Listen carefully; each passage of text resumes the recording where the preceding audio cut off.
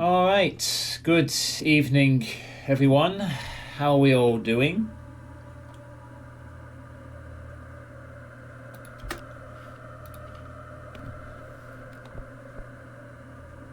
So I continue onwards with the first DLC for Control, which I started yesterday and made good progress in, and maybe we'll finish tonight. See how things transpire. So, this is all the investigation sector I've explored so far. We've fought off Hartman, the main protagonist Hartman, a few times already. And now have to do so again in this area called Fra Marrow, which is itself another ore in storage in this place. Eventually leading to the Bright Falls ore, which will hopefully get us to the...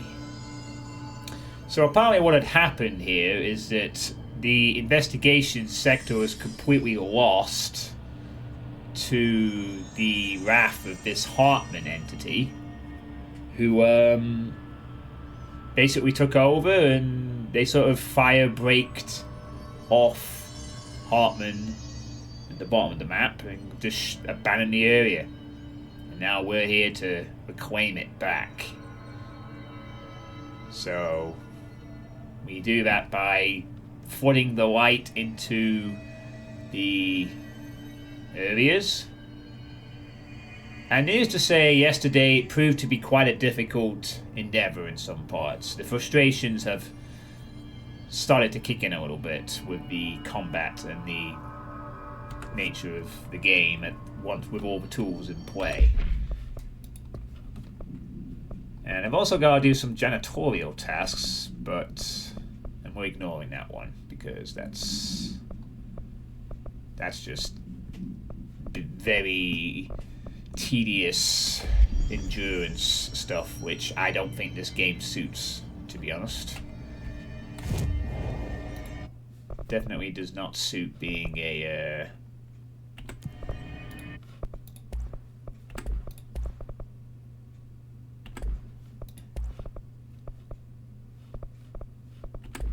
endurance test. Wow. Kill enemies in the investigations sector. I'm getting his jukebox tokens now. I mean, I don't want to do the jukebox stuff, so that's valueless as far as I am concerned. Yeah. Alright, so now I gotta go to the right over here and hope that things go okay.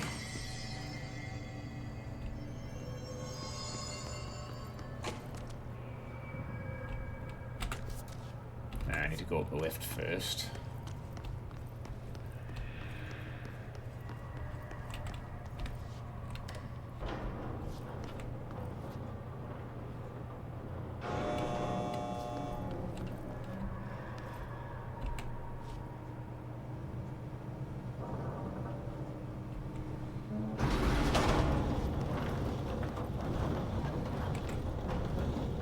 Just nice to have someone to talk to, you know?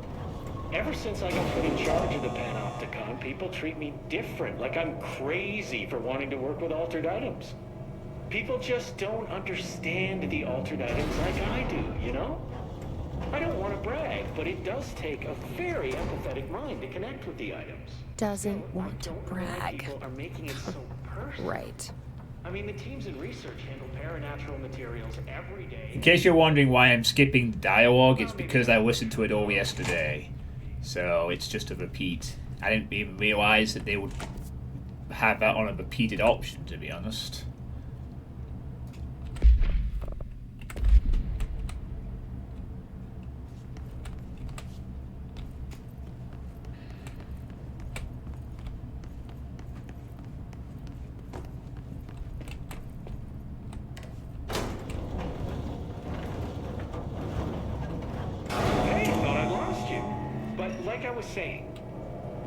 Still, I don't know why people are making it so personal. I mean, the teams in research handle paranatural materials every day, and no one thinks they're weird.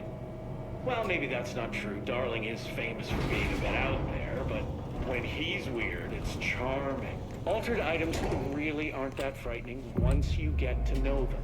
If you figure out what they like or don't like, you know, what sets them off, then there's nothing to worry about. I guess at the end of the day, we're still just wild animals scared of our own shadows. We're supposed to be on the same team, but sometimes it's like it's a race and we're all trying to be number one. If it is a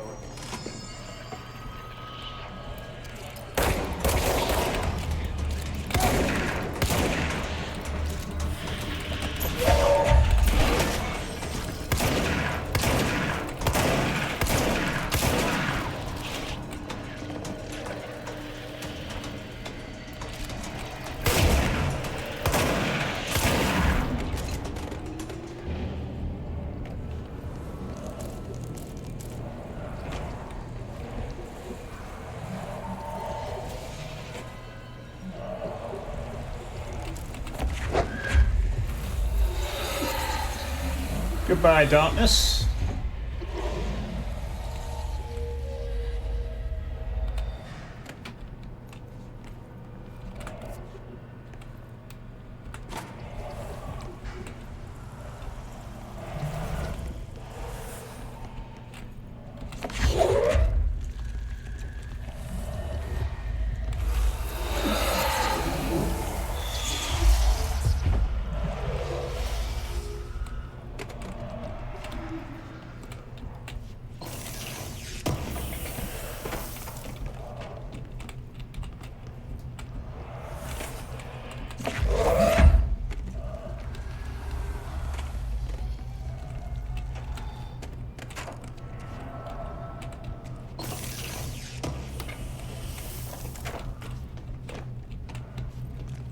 Boy, these toilets proved to be a bit awkward, huh?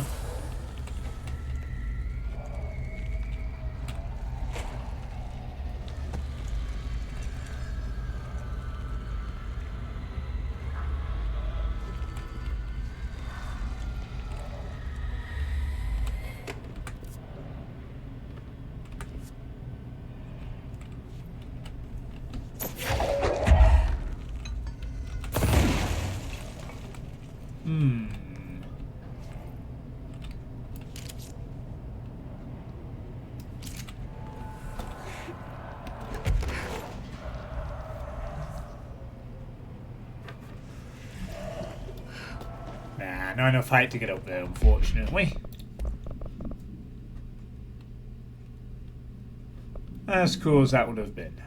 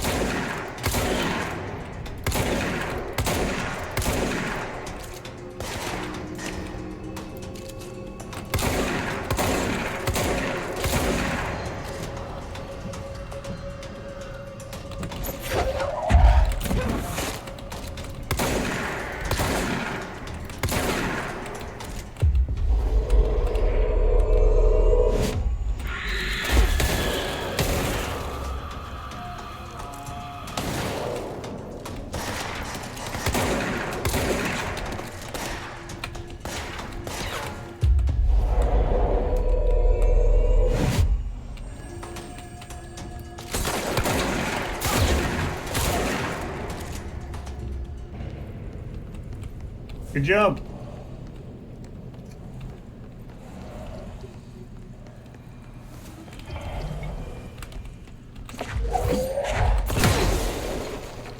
What also helps me at this point is that yesterday I got an item for the shotgun, or shatter, that allows me to have no projectile spread, so it basically becomes a tight shotgun that does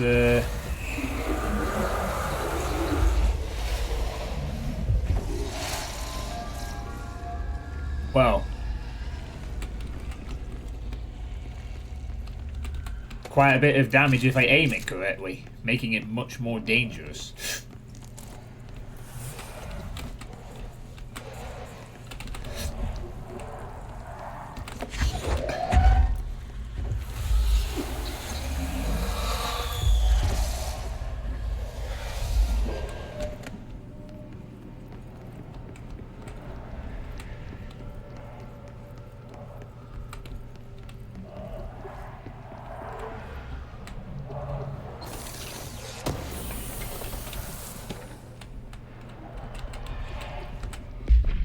Arcade cabinet procedures. Weapon reload and shield ability kills. Okay. I may have to actually consider it. Since I am using the shield quite a bit more. That the Shum arcade cabinets. A distance of 10 feet between the items suppresses their effect. Effect only triggers on physical contact. Description / other effect. Items are a pair of arcade game cabinets originally designed for the game Shum and Shum 2 Cougar's Revenge. The games were manufactured by Bunko Entertainment, now out of business. Despite being a popular arcade game in Japan during the late 80s / early 90s, no other Shum cabinets have been found by our investigators. When touching one of the items while it stands within 10 feet of its counterpart, the user's mind is transported to a version of their subjective reality that resembles a video game in logic and function. Events from their everyday lives become game-like sequences in which speed and efficiency are paramount. The brain enters a stroke-like state, as proven by EEG studies on users, which only ends after the user finishes their game, at which point they resume normal brain and motor function. So, kind of like the ultimate VR type experience, if you will, that these things can provide. You just become that immersed in the game that you just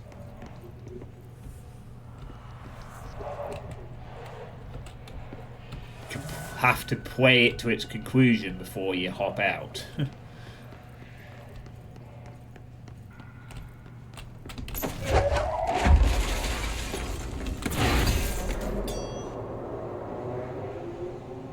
Nothing else will do.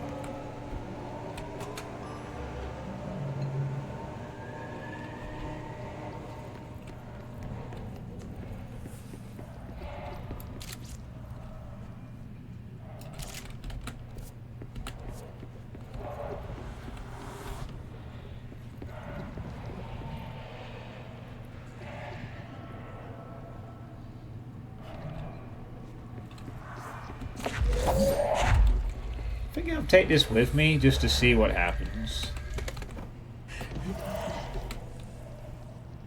Oh, never mind. The item did not want to come with me. My lord.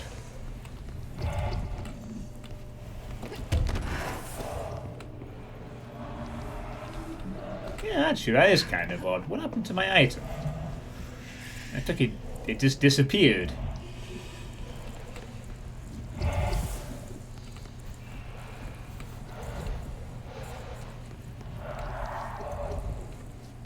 Huh. Just completely vanished.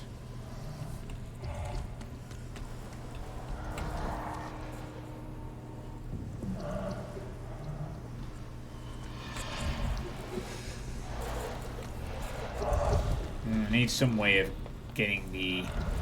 I thought I could take it down with me, but it's... I sense it has been deliberately removed, perhaps to prevent me from cheesing something in this room that's about to happen.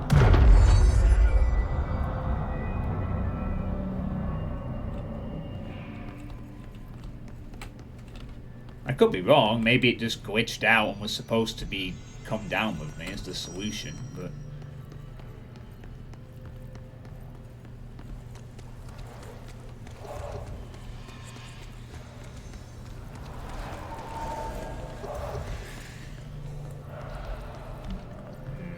Probably not. Probably a good chance that we're supposed to trigger a fight now.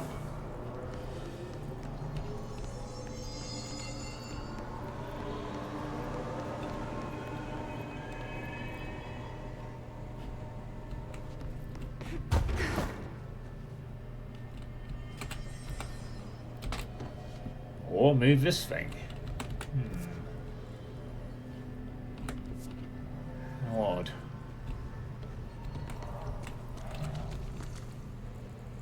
Oh, I see.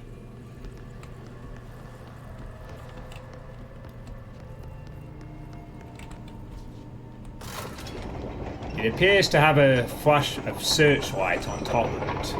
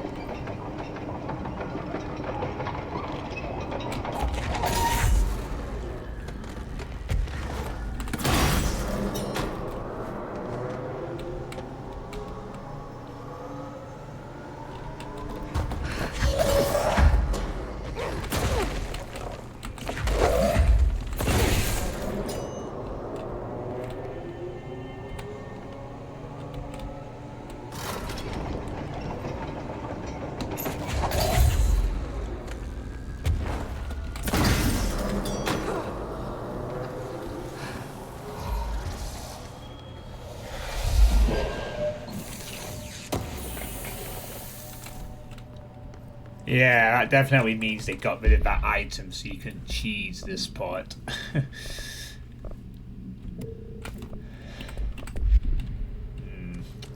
Starts to make a bit more sense now.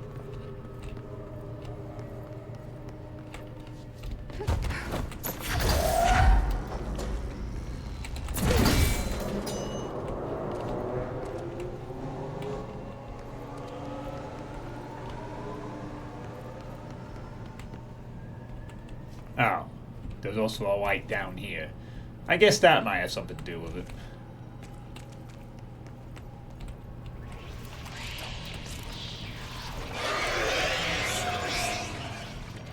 Jeez, alright. This is very determined to play spoiler here, it would seem.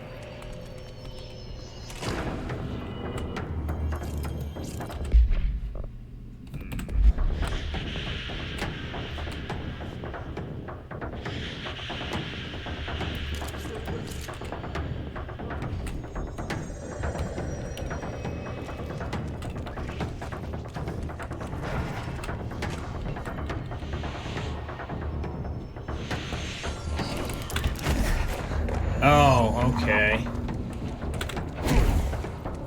And you've got to deal with the...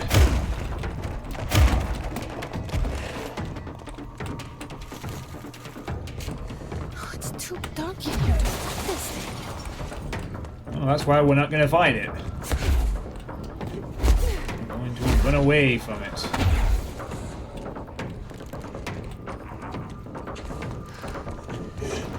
Most likely.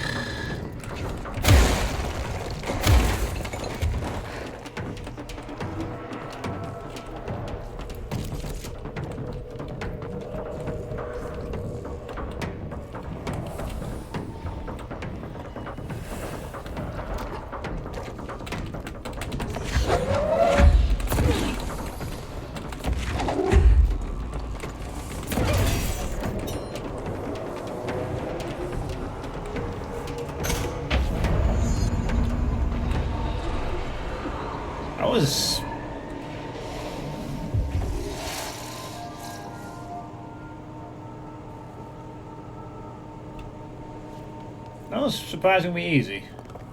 Thanks, game.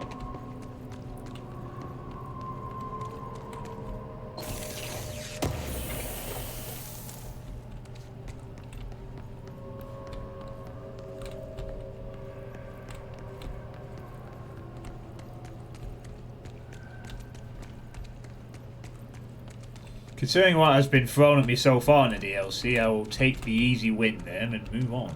More or less.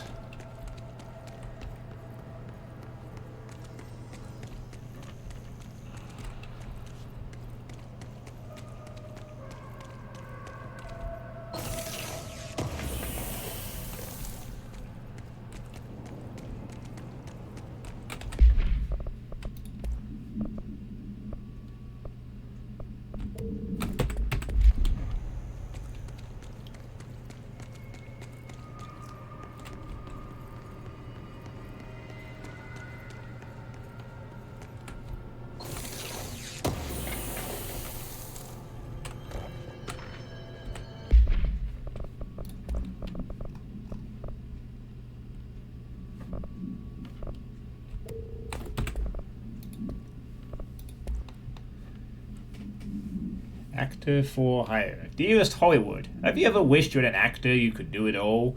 Who could be a man, a woman, an adult or child, a dolphin or a Boston Terrier? Well, today is your lucky day. My name is Gareth Clemens and I am the world's greatest actor. Not only do I have years of stage experience, but I am an accomplished shapeshifter. Whether you need a misbehaving cat, ferocious wolfman, swashbuckling pirate, or debonair southern belle, I'm your man. Or am I? I will be arriving in town on May the 11th, 1971, and will be available for meetings and auditions beginning on the 13th. See you in the Moonies, G. Clemens.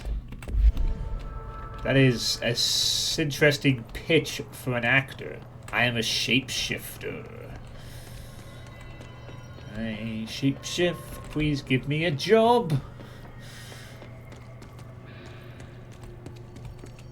This yellow tarp once again proved to be useful for showing the way.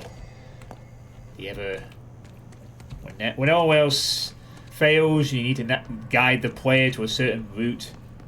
Yellow tarp saves the day.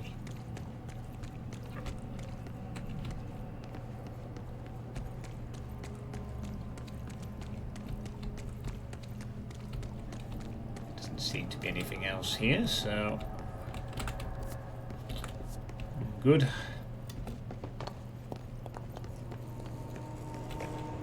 I was going to talk about something else, but since no one's in the chat at the moment, I will reserve it for a bit later. I am aware that not a lot of people have been watching my playthrough of this as this has continued. I know some people are doing that because they don't want to spoil the game for themselves, fair enough. I also know that my mood throughout the game has not been the best at times. Hello, Pineapple. 55 streams in a row. Do you feel good that there's a nice number next to your quantitative achievement?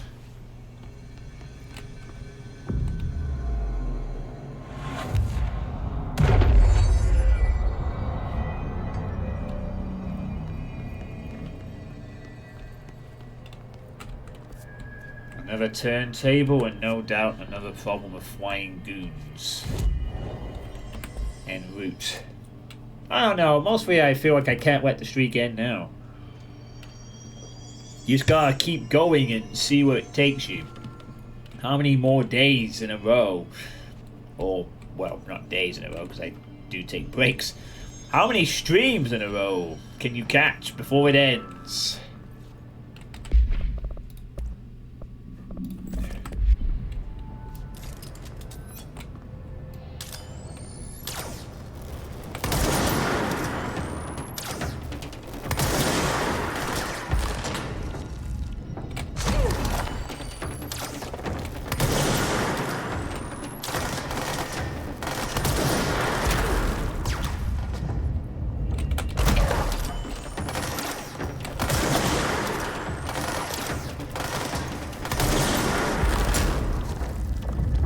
Not really working out as I had hoped. Oh wait, no, actually it's working out exactly as I hoped. Never mind. I thought it wasn't actually hitting them at all.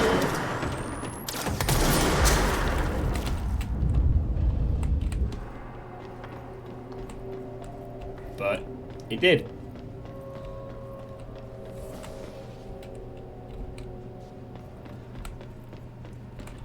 So I should be like, shut up, it's working. Your sniping antics have worked this time.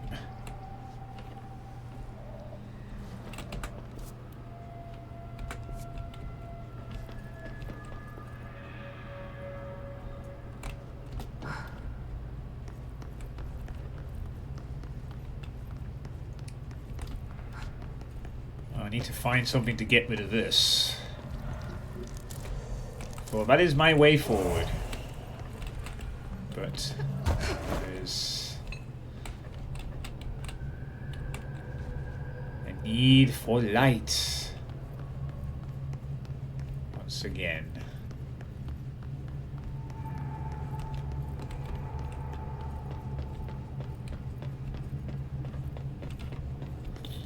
But yeah, how was your day, Pineapple? And I will talk about something in a little bit. Maybe once Depop gets here.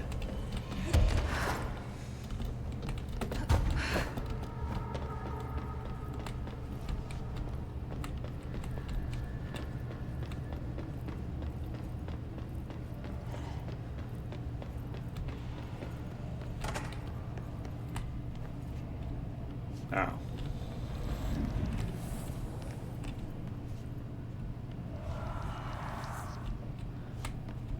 Okay, we're gonna try this one more time and then we're done playing with you. Understand? Jelly, Where are you from? Jumblegram, up and loose and heavy treat sandwich. Jesus Christ, does anyone have any idea what this thing is saying? Hotly, Dirt arrange you. Why are you here? What the hell do you want? Why'd you stow away on that ship? School bearing, boy. Eyes many cauterizing loops through and about. Wind and windy Mitchell. Did he just say Mitchell? Was there a Mitchell at NASA? Jokes. You know what? Never mind. I can't do this anymore. Just send this thing to the guys in research. Let them cut it up or whatever they do. You hear that? They're gonna cut you up, you pain in the ass. Spider time. That was not an interview. Okay.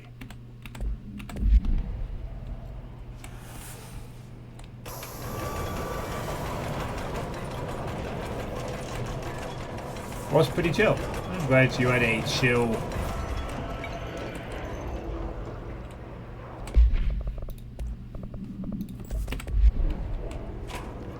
I'm glad you had a chill.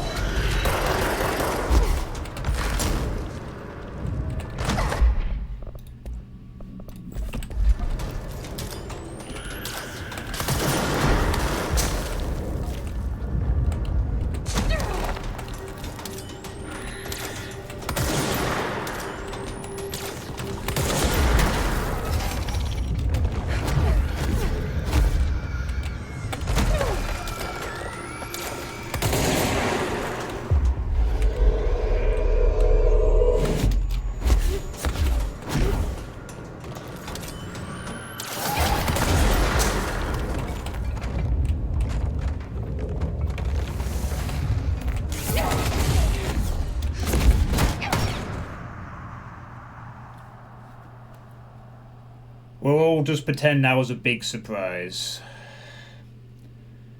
Yep. So, I'm glad you had a pretty chill day, Pineapple. Oh, no doubt I have to redo that sequence again.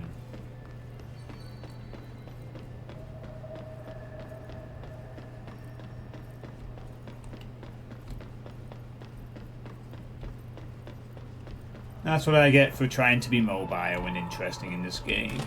You get punished by dying in 3 shots.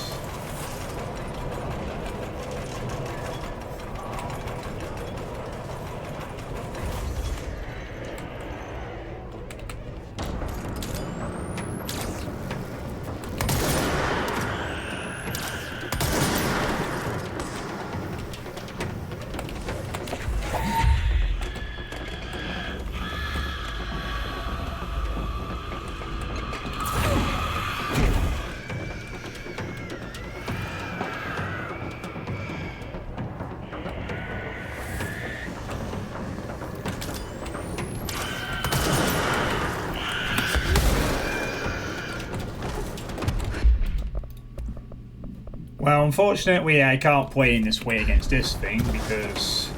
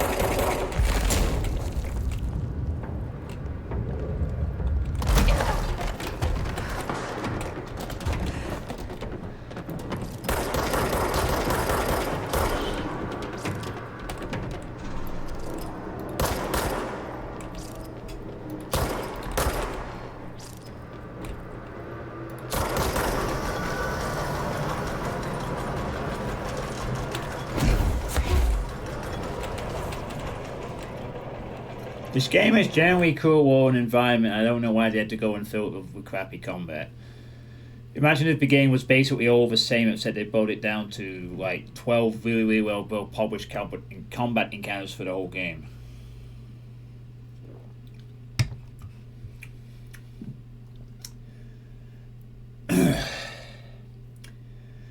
I certainly think in the base game, because you unlock your powers gradually, the combat is paced decently enough, and most difficulty comes from optional stuff. I think what I discovered yesterday is that the game is now struggling to do something interesting outside of implementing the Alan Wake light and dark gimmick to make the fights interesting at this point.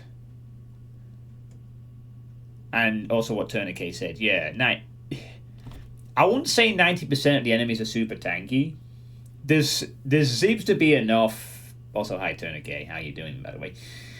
It seems the issue is, from what I have played, you really don't have an effective method of getting through shields or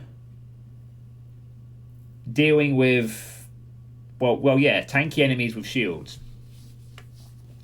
Like, you have to play this game either in a super aggressive way where you have to absolutely be on point to do it quickly because you can die in like 3 hits, or if you're really unlucky, 2, with max health upgrades, which honestly I honestly question whether or not these health things actually do anything. Because if this is correct, then in theory, if you decided not to take any health upgrades at this point, then you could be one shot most of the time. And I would be very, very curious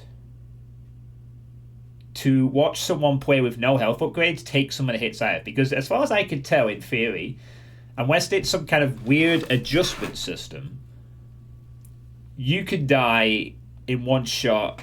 And the only reason I'm not doing all the time is because I have every health thing under the sun. And even then, I get whittled down to bugger all health. But yeah, it's like you have to play in such a really careful manner. You've always got to be moving around. But you can be so easily punished for doing that. And you don't have any way to... What would have been useful is stuff like having something that knocks the enemy back. Or something. The shield seems to become your very best friend, which I guess they wanted. It just generally feels like, you're right, everything's so tanky. Like, the reason the ending of this game was pretty decent was because you actually killed stuff in a decent manner. The shields weren't a problem. They can still be deadly, they just... Yeah, it's like the combat is just really awkward and you have to play so carefully.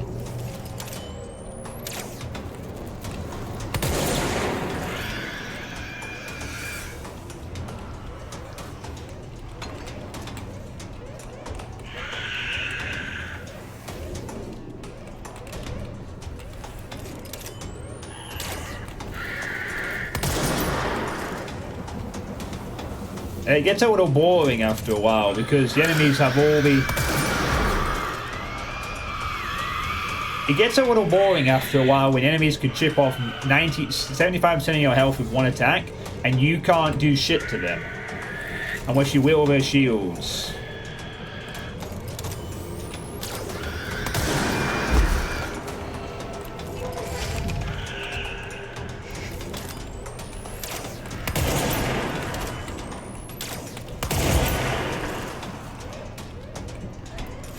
Yeah, I'm just going to stay here until all the enemies are dead.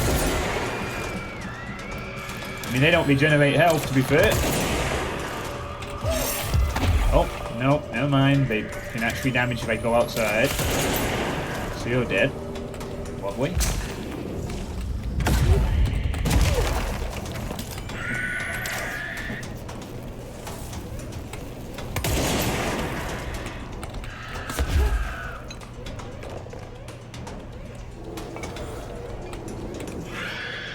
I gotta play in the most boring manner possible, but if I don't, then I guess I just lose all my health if I make one mistake.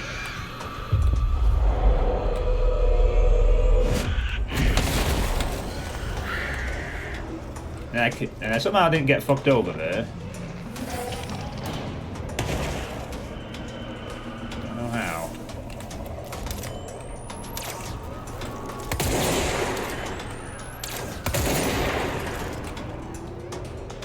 But now he...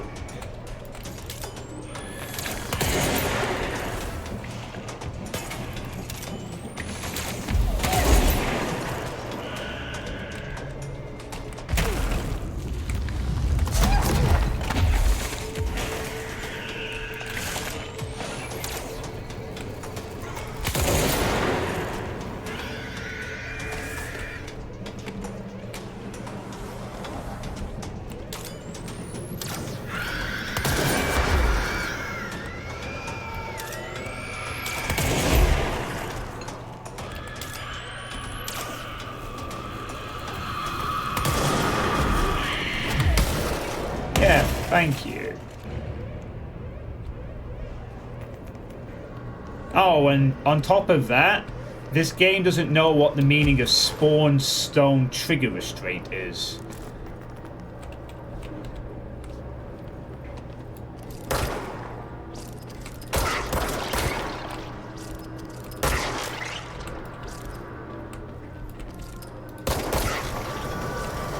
me the same thing again?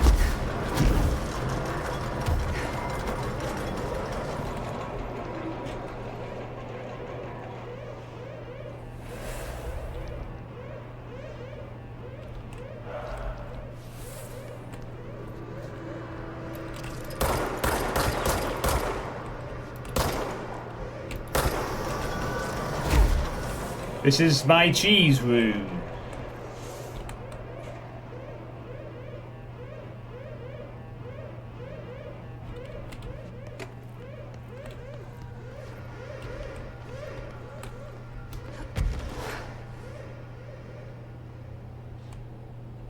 Are we finished with this sequence now?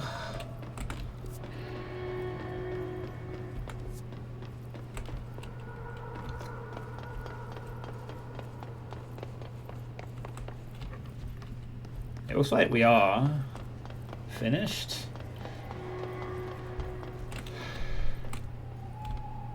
So what I said yesterday, I think stands. This game's combat is pretty good in short bursts. Anything beyond that, or when the tanky enemies become the main thing, this game, it's just a slog. Every combat is a slog against enemies that can kill you very quickly. And you cannot kill them quickly some of the time. And I think that's where the problem lies. You have more mobility, they have the ability to make you wait forever. And it's really, really boring after a while to keep doing that. Over long periods of time. Which is honestly a real shame. Because when the combat is working pretty effectively,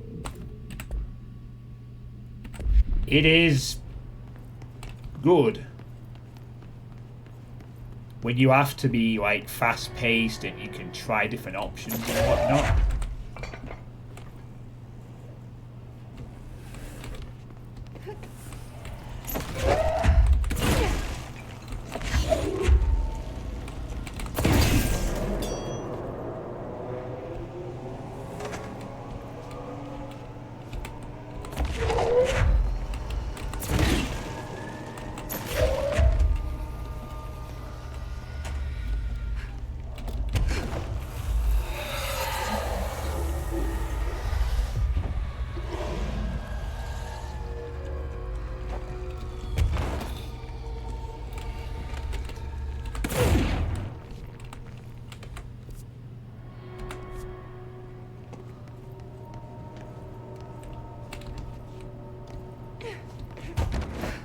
And then, yeah, you're right. After you get to this point in the game, when you're starting to analyze the combat and its slogginess over appreciating the environmental details, you know.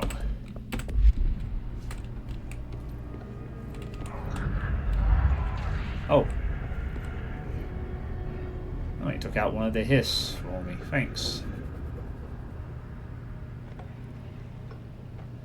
Looks like whatever force had a hold on Hartman isn't mixing well with his corruption. Blake did call him the third thing. So he has nothing to do with this. He's just okay. Different party. I'm just going to freestyle. My mother always said, never talk to strangers. Always. Never. Never. Always. Never. But isn't a stranger just someone you don't know? What if the only thing stopping a stranger from being a friend is that word? Stranger. Strange.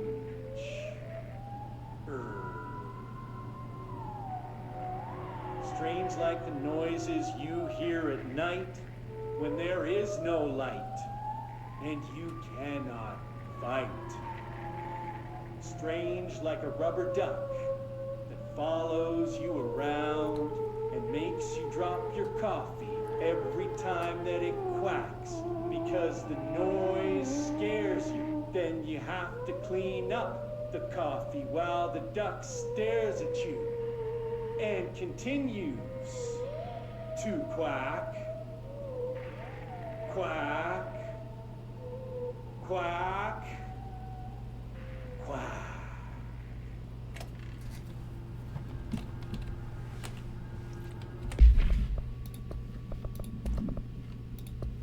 Okay.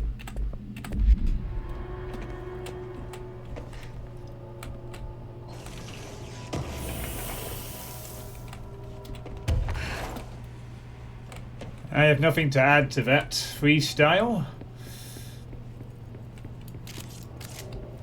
I can't think of anything I need to say. A chain letter. I remember these. Mom used to say they were evil. Better do what it says. You know, just in case. There must be a photocopier around here. Oh no, we have to do it. Yeah, well, we can do that afterwards. A chain letter. Move this letter along before he gets you. Oh no, this spooky man letter has found you. The spooky man curse is coming to you. To miss the curse, you must mail this letter to people. If you don't, the curse will get you. The more letters you mail, the better off you will be. Sally in Houston did not send the letter, and the spooky man ate her cat.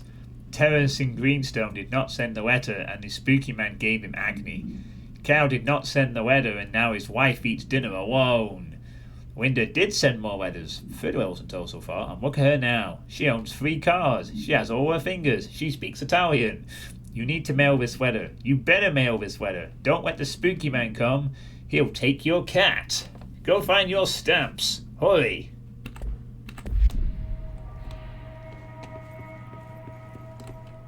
Go find your... Okay, that's the most polite chain letter I've ever seen. They're usually a bit more blunt than that. Dr. Hartman is the first Type 2 shaded individual to be examined alive by the Bureau and has proven a valuable asset for understanding of A-0110 aka show. Like all shaded individuals, the specimen is constantly shielded by, or produces, a redacted of darkness that makes visual observation difficult. This redacted also protects the specimen from harm. During testing, non-lethal ballistics proved ineffective against it. The specimen uses words and phrases that seem to originate from its previous wife as a therapist. Some phrases have even been identified as quotes from Dr. Hartman's book, The Creator's Dilemma. This seems to indicate the host's personality remains redacted to some degree. For research purposes, Sadie Hartman was relocated to the Cauldron Lake Lodge replica hub built for the redacted A-Or investigation. Researchers hope a familiar setting may trigger human behavior. This experiment has yielded no results thus far. I guess we'll be seeing the lodge from Alan Wake in the finale then. I would guess. Anyway, I will do that mission after I've chased Hartman out of this new area. Send a ranger to my location. Oh, right. The Hiss are in for it now.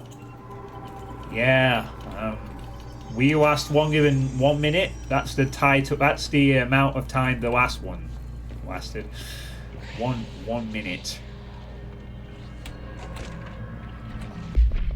So just try and stay alive a bit longer. The director steps closer to the horrible entity. He reaches out with a steady hand. You are mine now, creature. I will return you to my facility and control your power. Sir, we don't know. The entity instead rushes forward and engulfs the director. He screams in pain as the scientist looks on and does nothing, like the coward that he is. Entity subtitled. I am not the one being examined. I am not the one locked inside a prison. Gradually, the director emerges from the entity. His once sparkling eyes are now empty and dull. The scientist rushes to him. Sir, we have to escape. We cannot. They are in control now. I got what I wanted.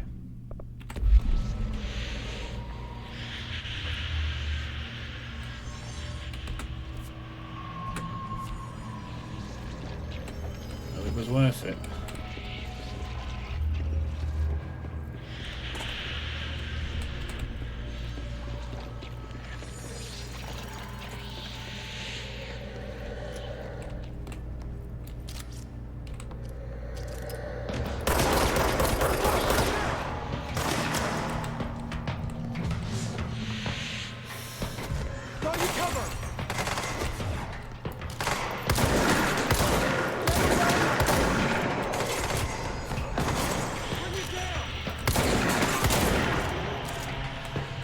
Got him.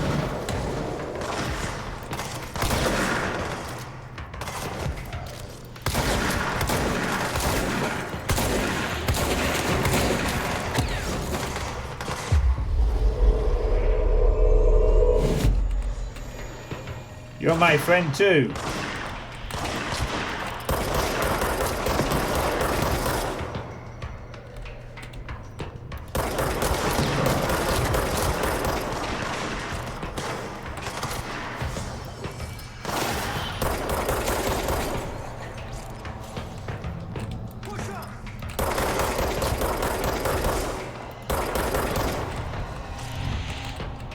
Box him in!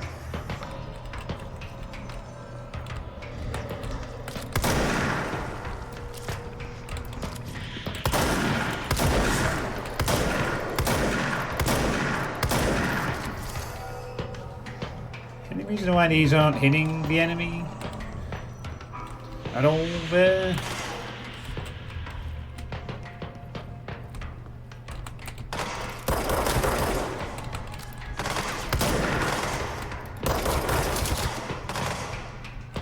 It's almost like you have to wait for him to actually decide to do something to attack so you can actually get a beat on him. Otherwise he just moves around a lot.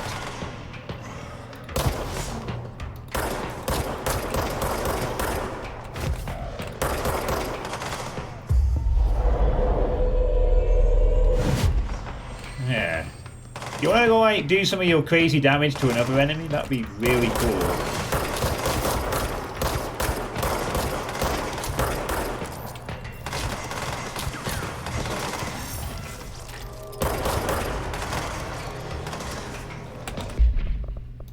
So I think I might as well just use this piece again.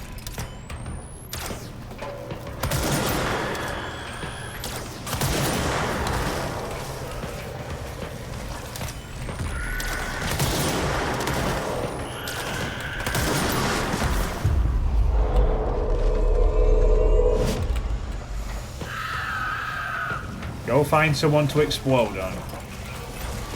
If you can.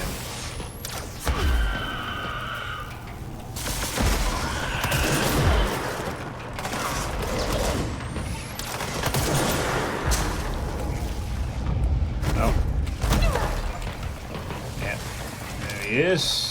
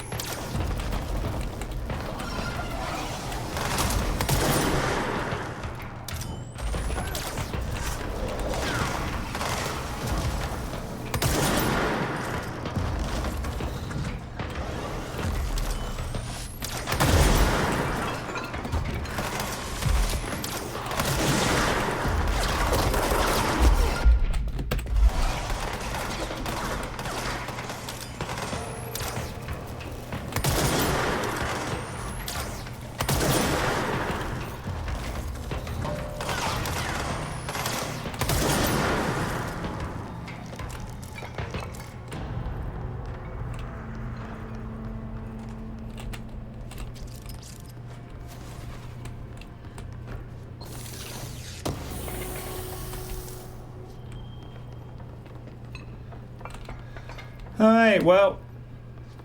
Holy crap, he actually survived that. I actually got some value out of this one. Can you believe that shit?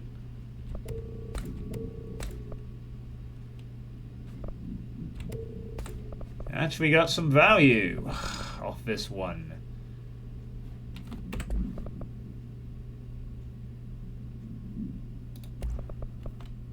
Oh, it's the same one. I don't really need that. Just like I don't need these and duplicates. Oh, good. This one actually survived. Good job. You actually were useful that fight. The other one got murdered in about 30 seconds, but you were actually a significant more better distraction. So, well done to you, deployed ranger. Did good. Wonder if Depop's fallen asleep again. It's missing out.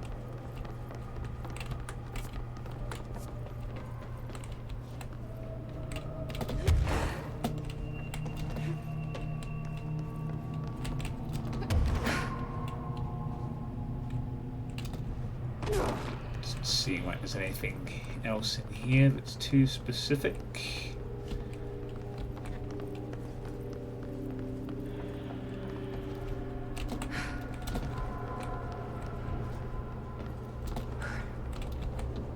Get in the point, Wayne. How did you get down here?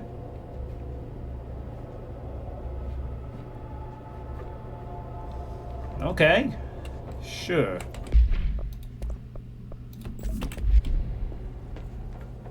He made it down here. No problems at all. Just, did his thing. Sure.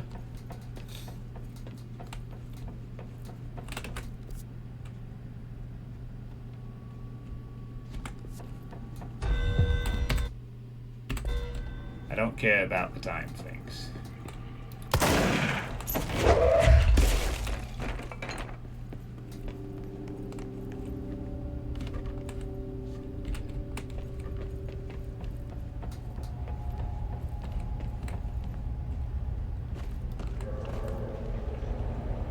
Yeah.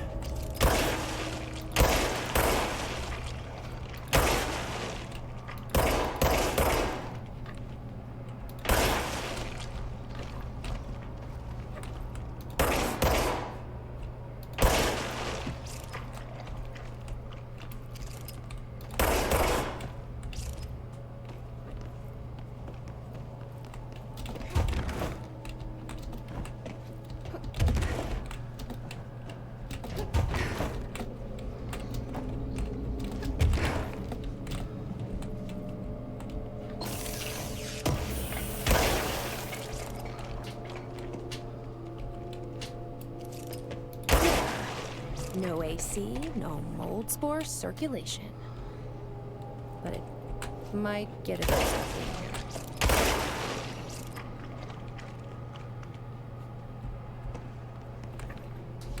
Nice.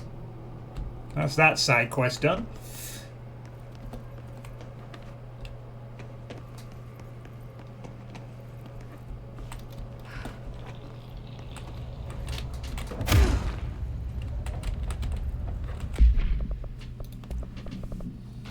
Melee damage after melee kills. Yep. One mission complete. 2 left. Around this part somewhere.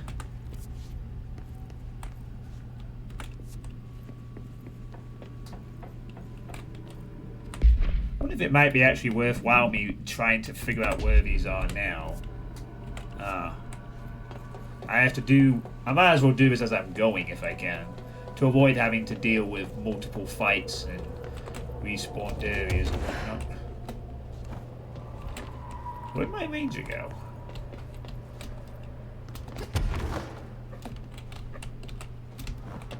Disappeared. Guess he felt his work was done. It wasn't. I need to find another plant.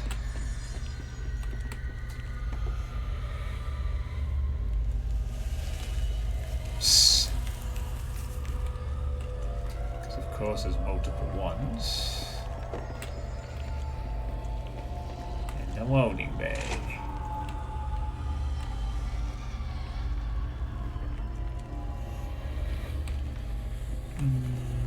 Okay. Let's go find some plants.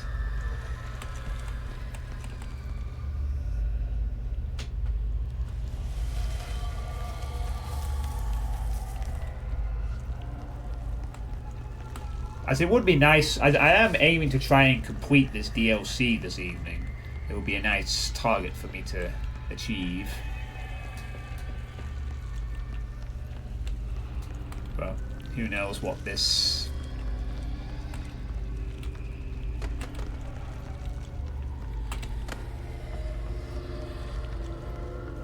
game will come throw at me.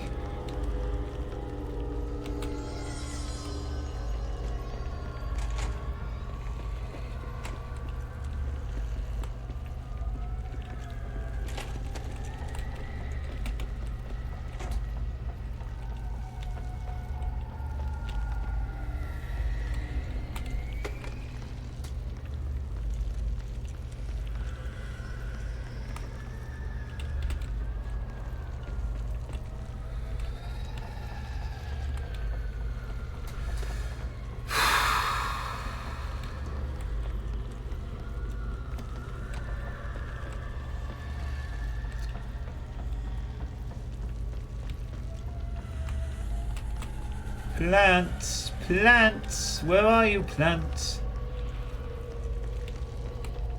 Let me shine a light on you and make you happy. Here's some sunshine to brighten your day. It's artificial. How does that work? And that's the last one. I should appoint someone to take care of these guys. Supervisor of Houseplant Well-Being.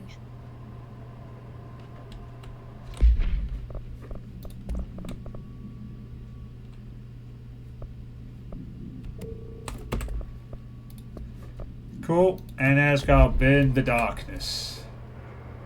Oh, that's further ahead. Okay, so can go back to the Finding Hartman mission now. All good, all good.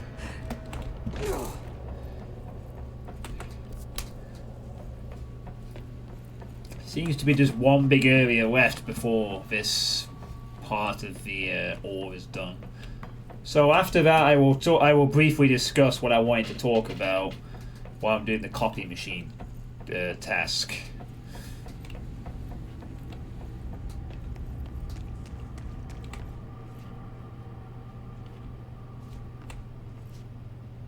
Okay, looks like it's going to be another darkness room, maybe? Or maybe it's just that area. I don't know. Well.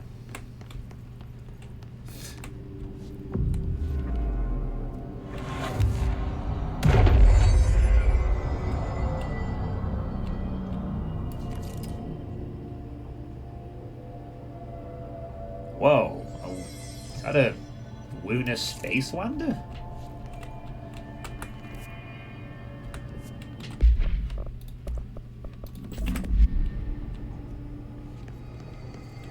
Let's see, we got... I guess one thing I will say is that the control points have been very generous in this DLC. And I think pretty much have been for the whole game, to be honest. So, let's see, the challenge in here is probably going to be like... how do we turn the lights on to get rid of Hartman in this building?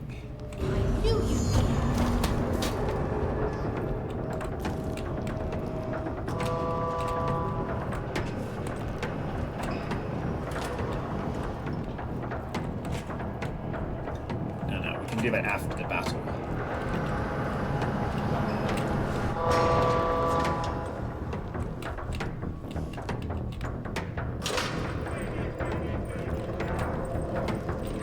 Not sure what we're meant to be doing.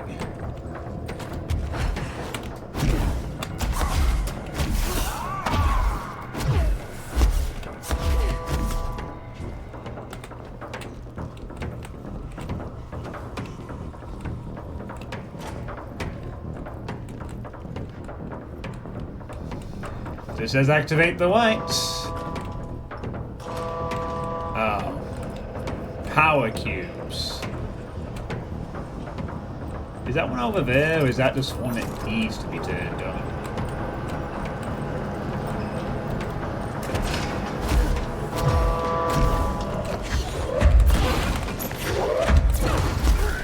Mines? Oh no.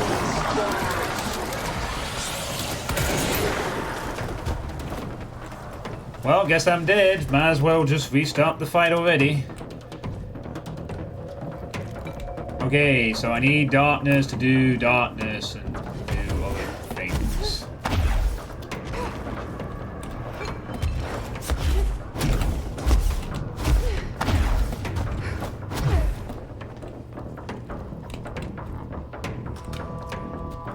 Oh, that's where it is? Oh, I guess.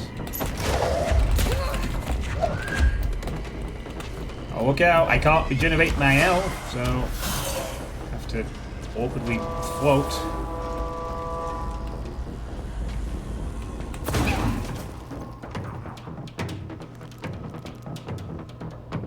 So now I have to wait for my energy to recharge so I can pick this up, so I can do this several times.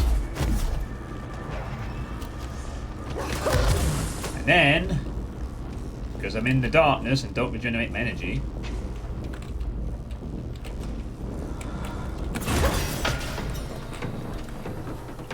cool.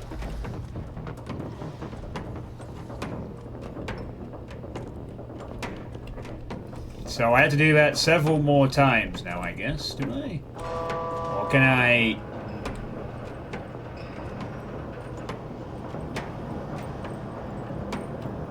Oh, I see. Now I can make it do something else.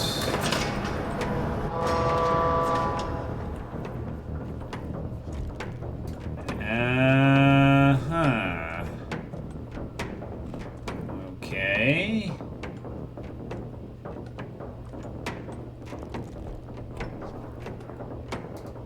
Now what? Well, as you can see, I am kind of mostly dead. And this enemy is immortal and also...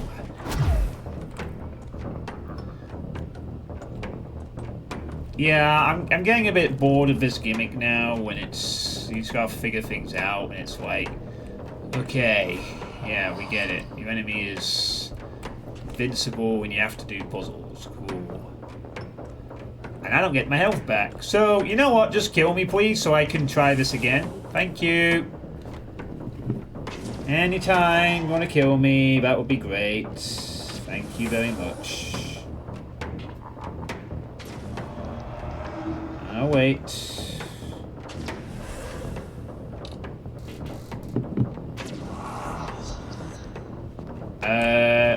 You're supposed to kill me with your bullshit. Thank you. Yeah, well... My temporary problem is I can't see what I'm doing and I have a red blur, I have no health recovery, and I'm being asked to do an encounter where I have to press multiple power sources into different things. The permanent solution is uninstalling the game and playing something else. But the other solution is just don't get hit like at any point during a very boring and long segment. It would be nice if that had saved my progress from doing things, but...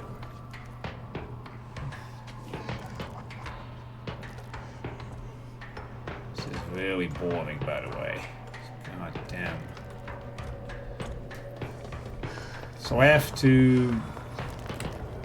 go and grab the energy core. Then avoid taking damage. No. You can't do any damage to me now. You must go back into the darkness and stay there. Then I must repeat this process. Actually, if I do that... and then find the thing...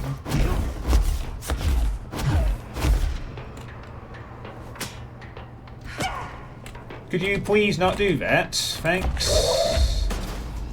This is already a very boring engagement.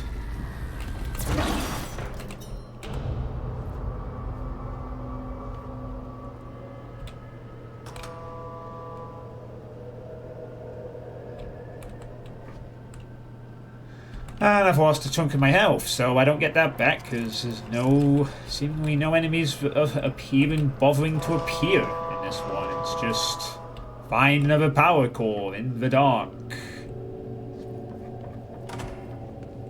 What an exciting fight this is. I don't even know what the fuck these are supposed to be doing. It moves the light around a bit, but so what?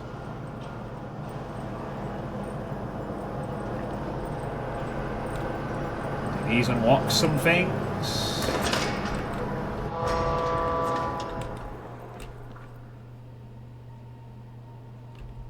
Okay, I don't know where else to go. I have to go into the darkness and probably die again while trying to figure out what to do.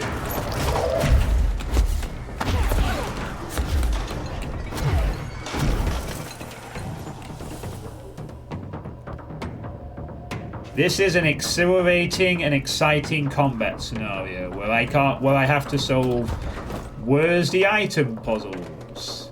How do I unlock them?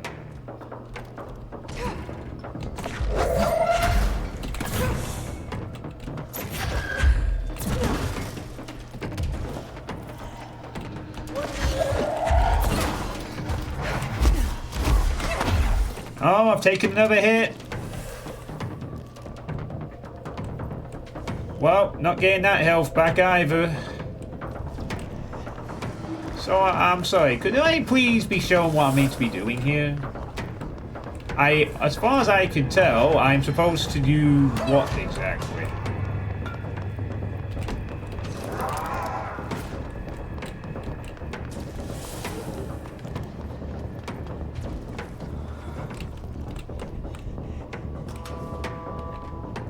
Because, quite honestly, I am getting fed up of this shit. Stop. Can you please go back to being a good game? This DLC is just... is just not doing it for me.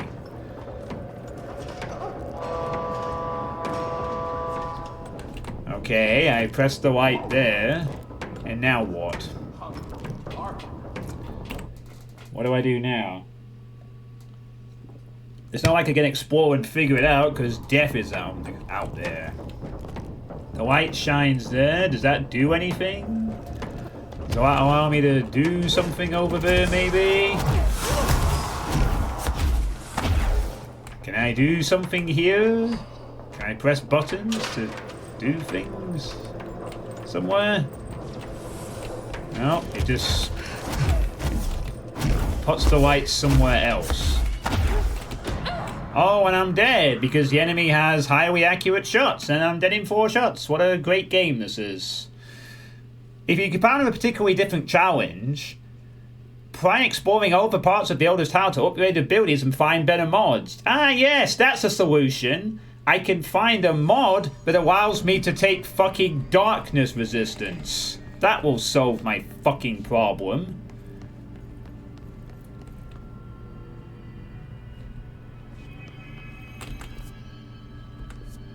That does not help one goddamn bit. This DLC is rubbish.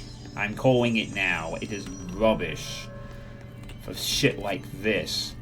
Like, you're supposed to somehow move around the light while dodging an enemy that has very good accuracy, can grab you, you get no health recovery, and you're supposed to bounce around the room several times.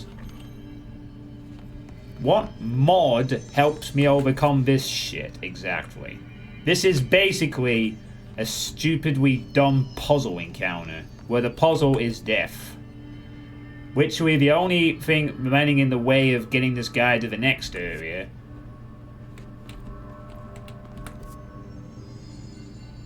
And it's just, I have to mess around with lights to do what? Activate things? I don't understand what the fuck I'm supposed to be doing. Or why this one area suddenly decides, oh, let's just give the player 0 anything. We'll just... You're supposed to grab... Wait, where's the power thing gone? Has it actually saved my progress? I mean, I'd love to go and check. You know, what might be useful is maybe there was a way to temporarily get him to fuck off from the darkness so I can make a break for it or do something tactical. Instead of just like, no, just dash past him and hope he misses with hyper-accurate shots. Okay, it has saved my progress, so that's something. Here's some copy pasta. There is a trick you are missing. He has a long wind-up for the attack that kills the light. Throw stuff at him in that moment. In fact, you should only not be throwing stuff at him when you are waiting for your energy to regen. If you're not throwing stuff at bosses whenever you can, you are playing the game wrong. If you throw stuff at bosses whenever you can, you won't even notice he can shut off the lights. Having multi-launch and internal fire is a big help, of course, but you don't really... Wait, you're supposed to throw stuff when he kills the light. I'm sorry, are you telling me there is a game mechanic that the game hasn't explained to me? You're telling me there's a fucking thing in this encounter, this entire fight with this guy, that the game hasn't even fucking shown me once? What, I can throw stuff at him to tell him to fuck off? Like, that gets rid of him? He kills the light? Holy fucking shit! I don't get it! I will not calm down on this situation. This is fucking bullshit. Fucking what? So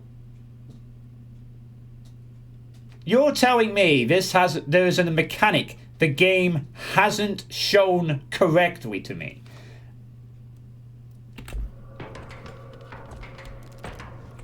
I think just show me a video of the fight at this point, because I feel like I'm missing something. What the fuck is this? You are telling me that there is a mechanic of this fight that is now needed for this exact point.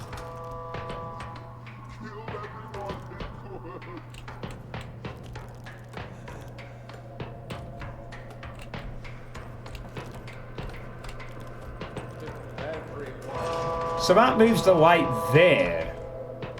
You came back to the DLC being a pile of shit, in my opinion.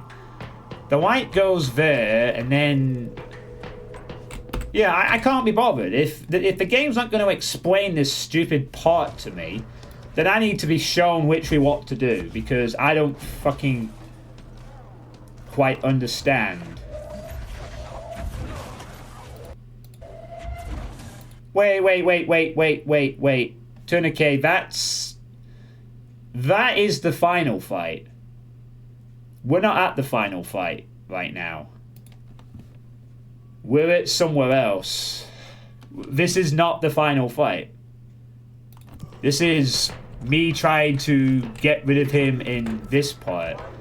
I assume that's point. Yeah. Oh, okay. Fair enough. I wasn't shouting at you, by the way, Tourniquet. Obviously, you were helping out. So... No, it's this part. This is at the Frau Muro whatever. Yes. No, I wasn't Drauken. Also, hi, how you doing?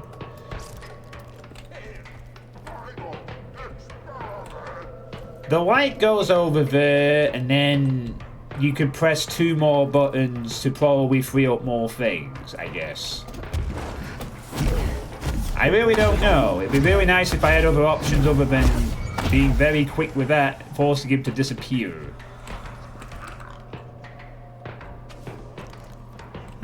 Doing okay. So...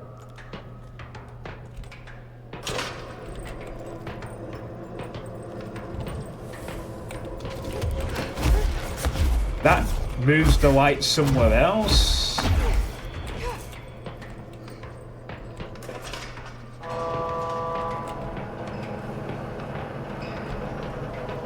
Now it's moving over here.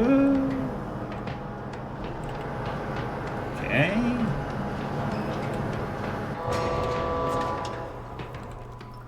And what exactly is that meant to accomplish? To be honest. Oh. Oh, God's sake. Fuck off, pineapple. No, I can't be having to... That's not helping. So I can move the light around.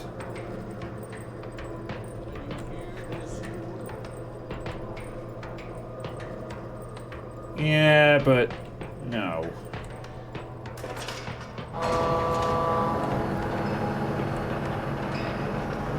I need the light to fucking disengage another power cell, I guess.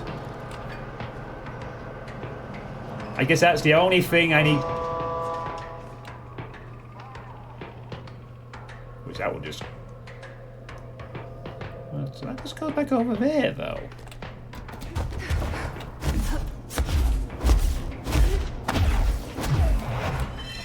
No, you're not allowed to use your bullshit attacks anymore. You must wait. Leave, probably.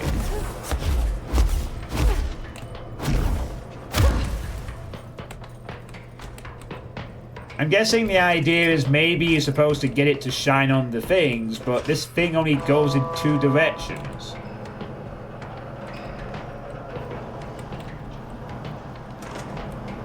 So unless I'm supposed to find another light source that can melt the darkness so I can discard another power cell, but... Does that go over there then? Maybe?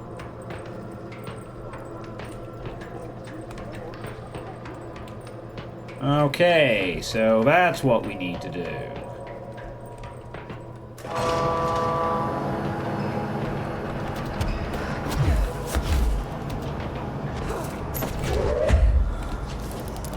Fuck off.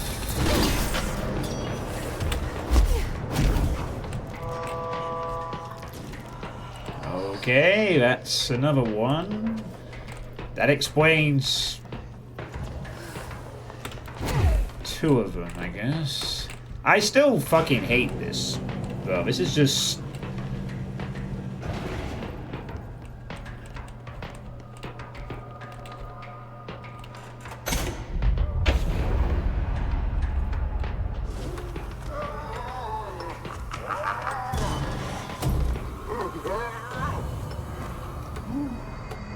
There. One less place for him to hide. Yeah, okay, great. Another puzzle that took me way too long to figure out, apparently. What's cell intercom? Whatever.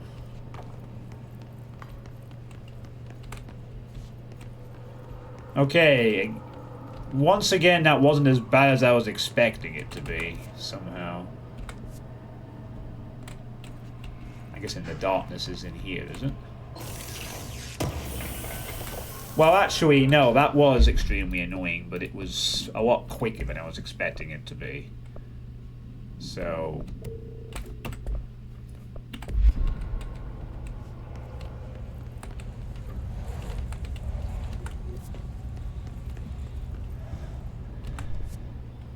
yeah.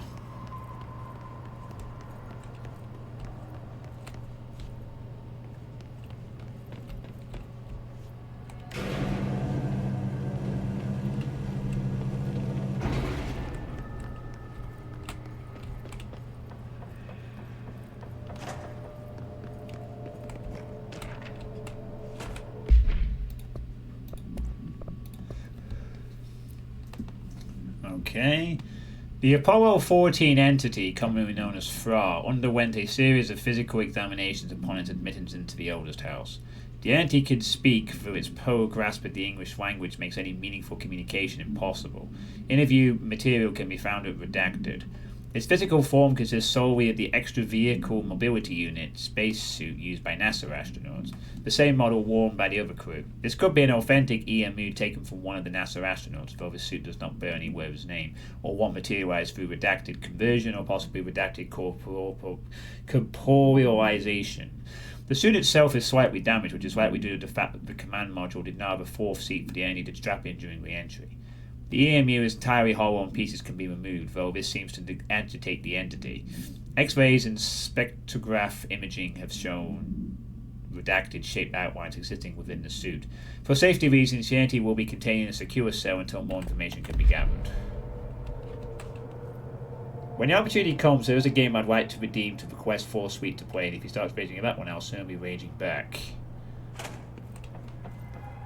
The rule is wish list only. There appears to be another power cell thing here that maybe activates something else. Hello, Depop, how you doing?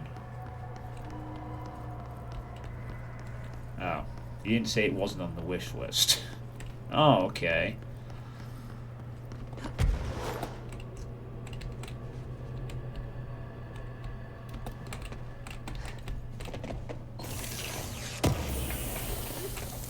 This one seems to be trying to hide in the darkness. Best it can. Main cost of critical health. Main custom. Sphere to what I already have. So we'll just get rid of that.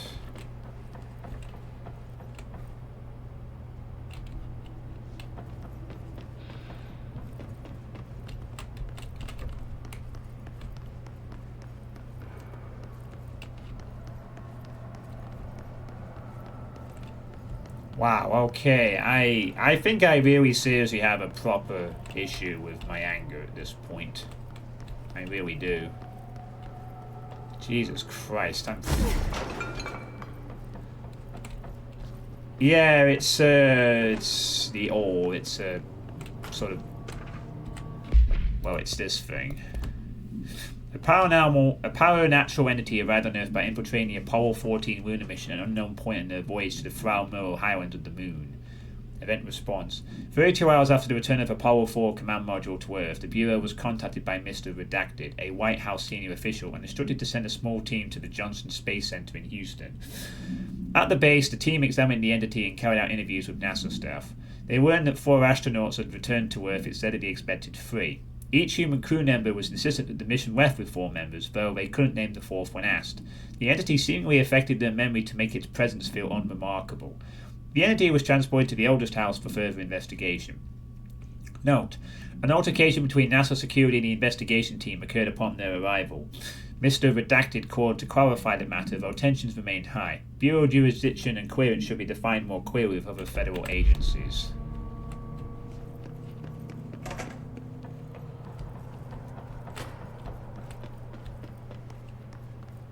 Looks like you watch enough Space Night to know how it looks.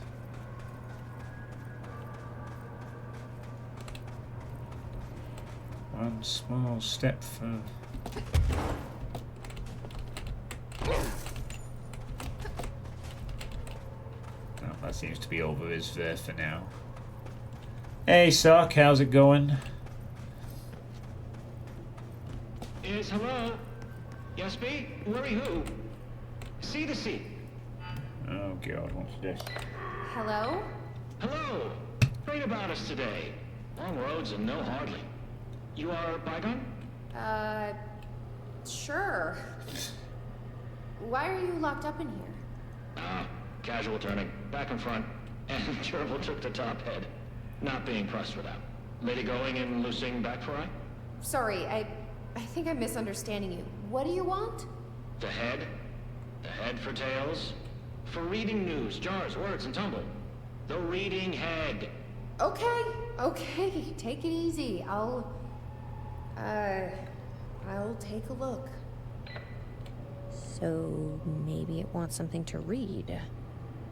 Or a jar. Let's just see what we can find. The moon one was fake. Alan just wrote about it in one of his novels. We do have this program on TV once at night. It's basically these historic space missions accompanied by chill out music. So there's a lot of... Well, that sounds pretty comfy.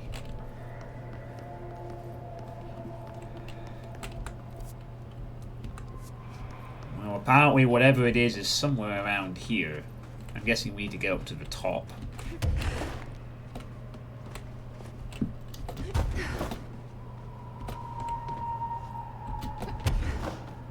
Am I going to be high enough to climb? Yes, I am. That's always a good thing. I'll say.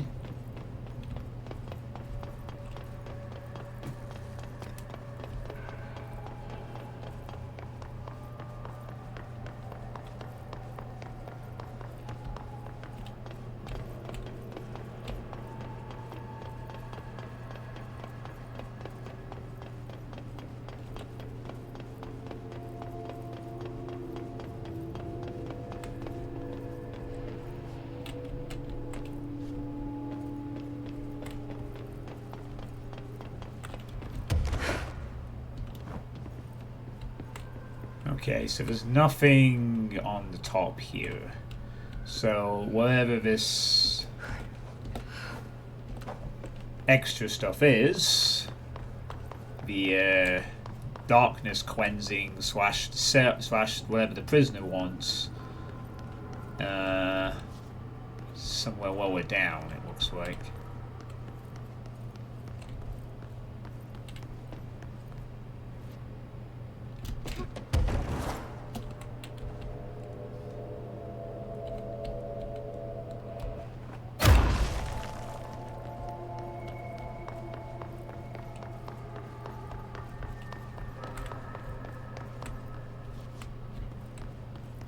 Although I have no idea.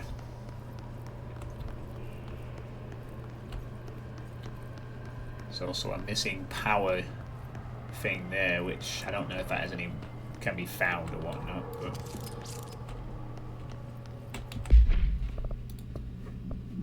so much third things to do.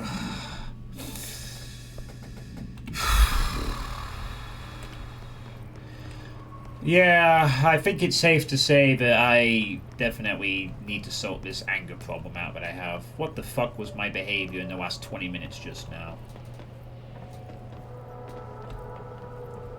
Sort of. Yeah. I should not be flipping out over a puzzle like that. I really shouldn't. Like, at all.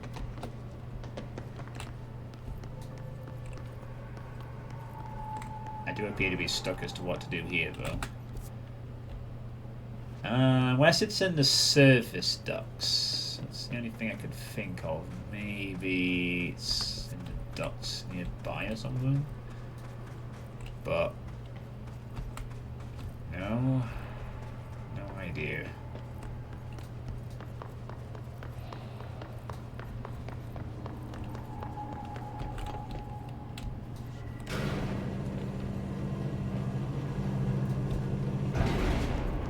Or I could just ignore all this stuff and just clear the DLC and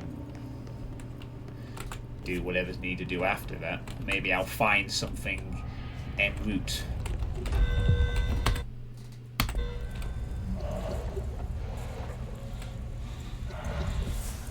I think I found where the darkness needs to be cleansed. So that's something.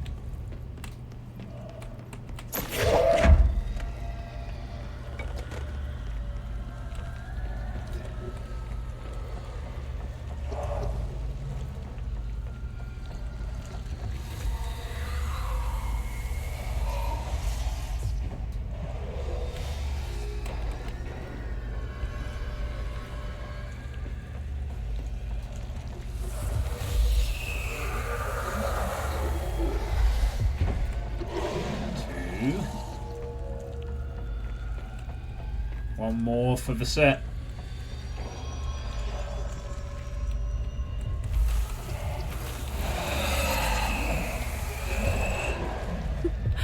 Done. That should make him happy. You're welcome. Looks like it did.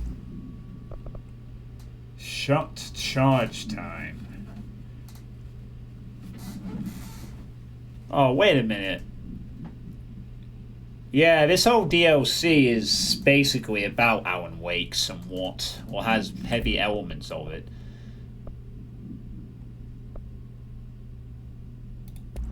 Did that just say shot charge time minus 100?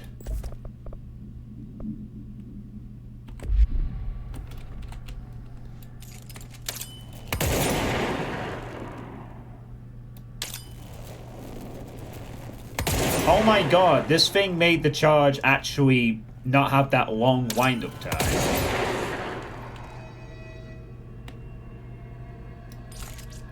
Holy crap. That was actually worth doing just to make the charge even more ridiculous than it already was. Wow.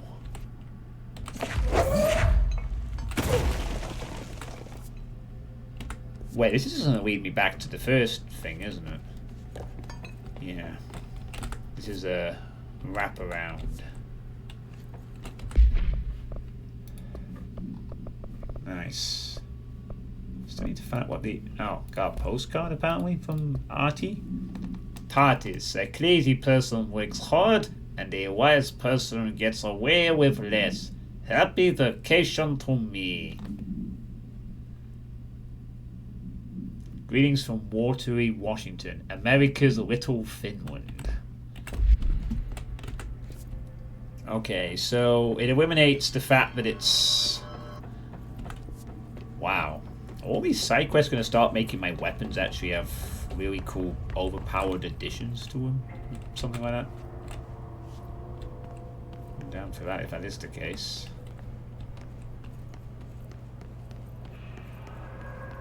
Now my charge instantly is ready to go. That will make fighting shields much easier. I don't have to wait to charge up the thing anymore. I can just go, bam, shoot. Immediately we're good to go. That's really good. Not even kidding. No, I haven't. But through side quests, I found a choke on the shotgun that basically reduces the spread to 0, and this thing on the Pierce makes the charge up. It's instant fire now, which is so good. So it seems like the side stuff is giving you very OP add-ons. Yeah.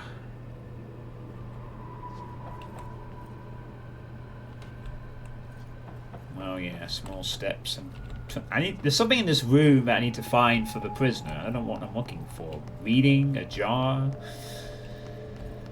No, sorry, I'm getting distracted. I'm playing the game and I'm supposed to be doing stuff, of course. But I'm talking about a very serious problem that I had, that I need to actually resolve instead of just saying what to resolve and then do nothing about it like I do every other time. Huh? This could be what it wants. Let's give it a shot. I don't know what she took there. A coffee mug? Totally fits this moon area.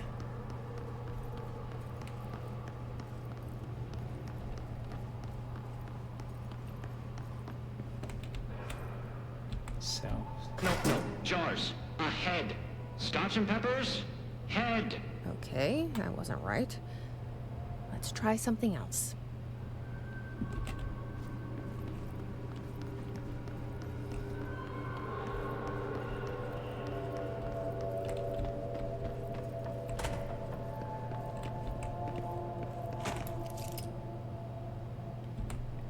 It's my birthday. Please take some. Maybe it'll like this.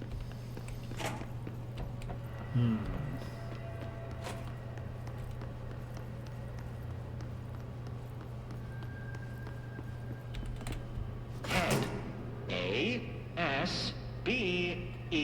Head. Nope.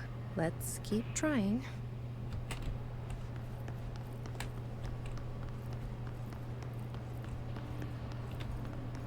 No, the Harmon arc is not already done.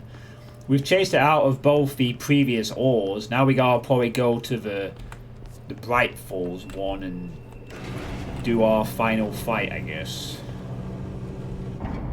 I'm just doing side stuff at the moment. I got 2 side quests to do. this and a copy chain wetter thing, so I'm just trying to do side stuff while also trying to explain when I'm trying to. I don't know. I'm just.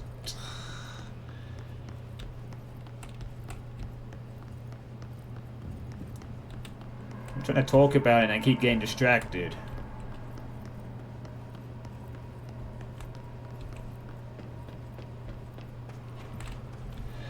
I guess I gotta try something. So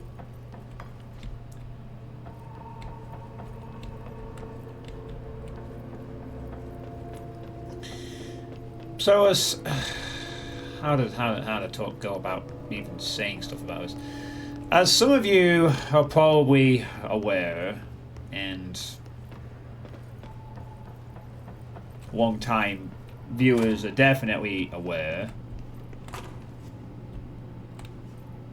Maybe this will do the trick?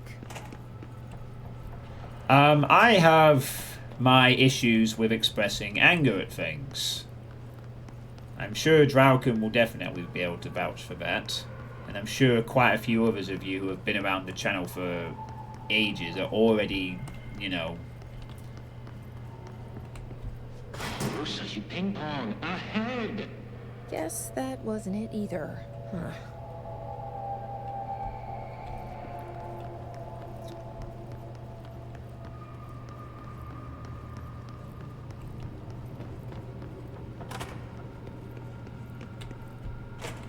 Basketball? This might do it.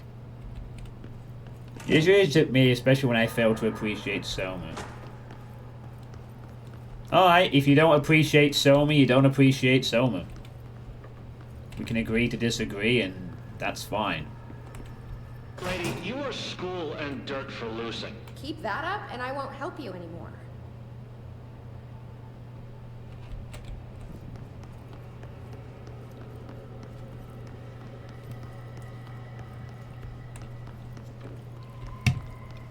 Also, I don't...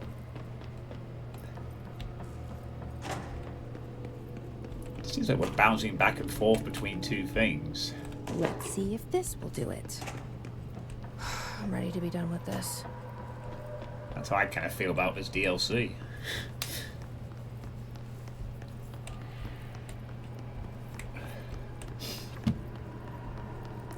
Honestly.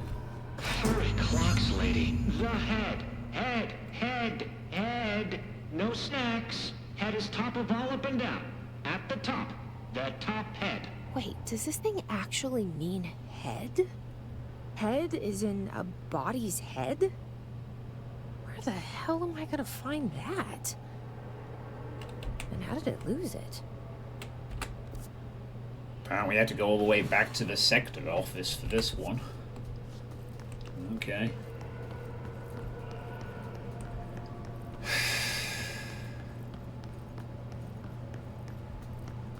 Well, if you can overlook the horror, Soma is a very interesting game that dives into a different kind of horror.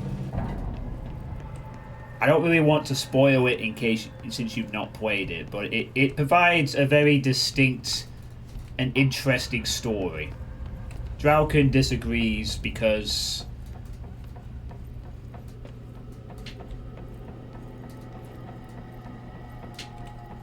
Well, I don't know if Drauken disagrees that the story's not good, the scary elements. I think maybe just disagrees that the...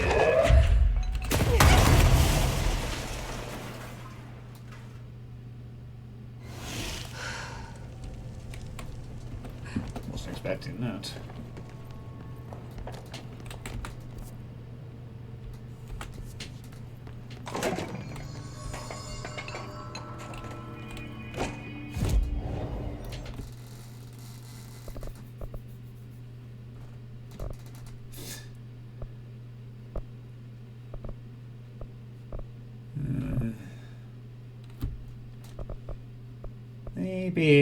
Maybe. Energy now... Oh, wow. Okay, jeez.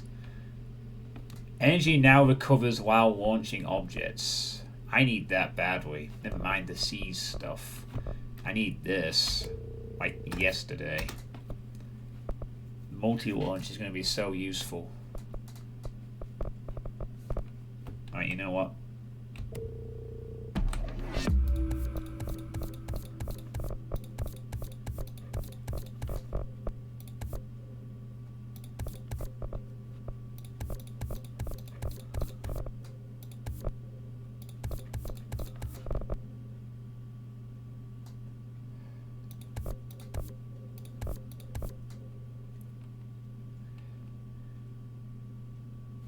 Yeah, I'm putting no point. Okay, actually, it was levitation duration. I needed a maximum. I need that. I'm going the rest of the points on this.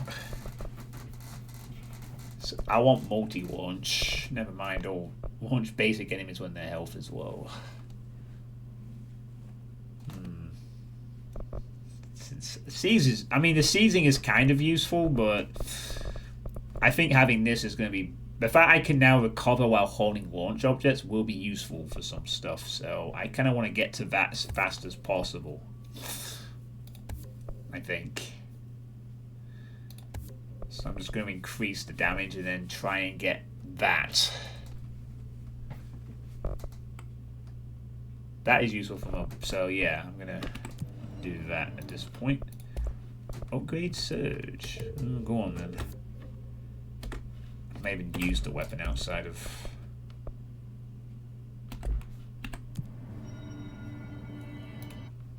Can I go to the sector office? Oh,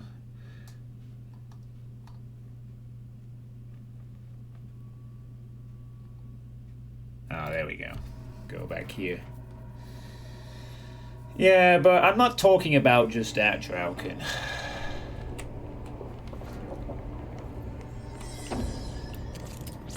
I mean, we can agree to disagree on that.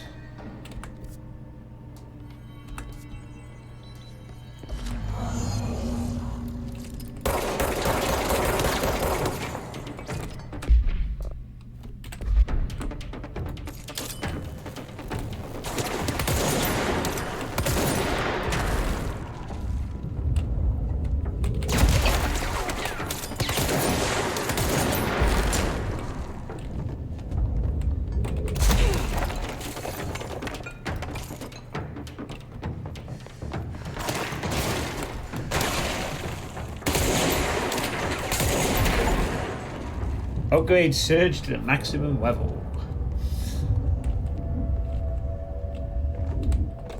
Oh, he's dead. I think. Oh. Wow. Surge OP. A helmet. For a head. Is that what the prisoner meant? I guess there's only one way to find out.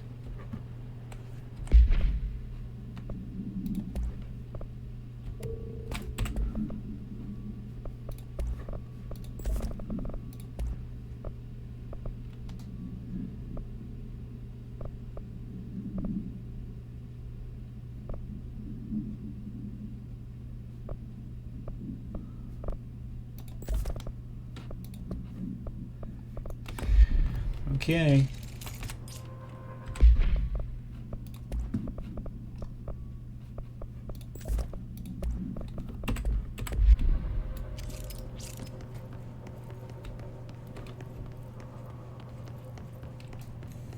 Now we'll teleport back to the prisoners area to give him what he wants.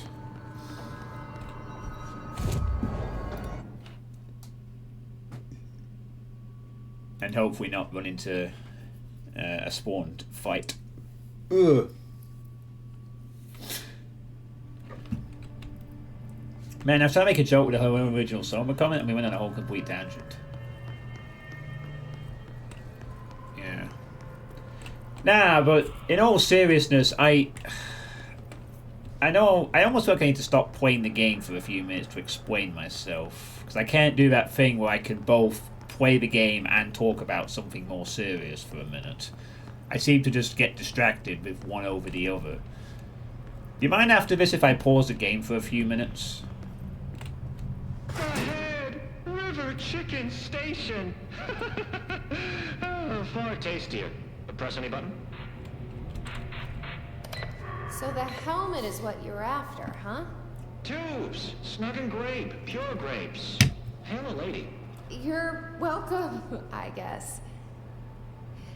Did Kirkland lock you up in here? Chief Trouble? Yes.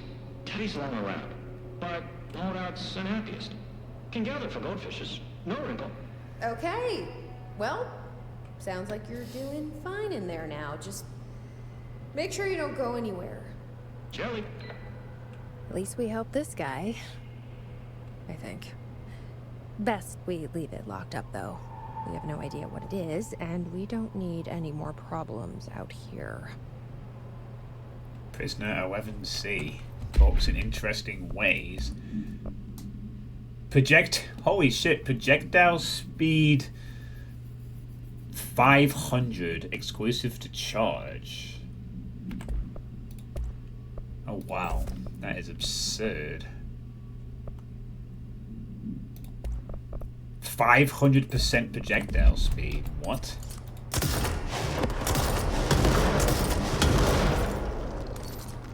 Oh my god. Getting so many overpowered things from these side quests. That's making this worthwhile. Getting some cool stuff. I need to go to the operation. Yeah, I know. The break was redeemed. Pause it and say what you want to say. Okay. Sure. Alright. Pause for 2 seconds. Minutes. 2 seconds? 2 minutes. Okay. So, hey, Serial Chiller. How's it going? I'm redeeming a brain break for 2 minutes by Depop, but I was trying to talk about something. I was actually waiting until a few more people showed up before I did this, particularly Depop, because I need to, in all seriousness,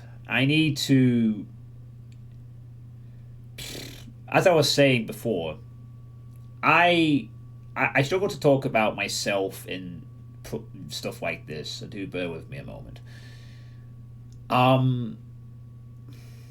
As a lot of long-time viewers will know, I do have anger problems, and I have. Well, funnily enough, Drauken, that's actually, as no, you said as a joke, that might actually not be too far off what the problem actually is. In all seriousness. Now,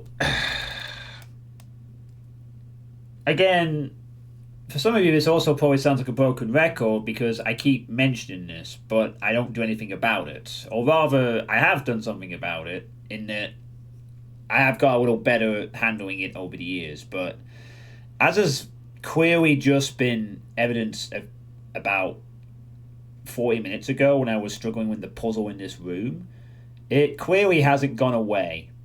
And I'm so fucking tired of dealing with my shitty trait that I have. Honestly, I'm.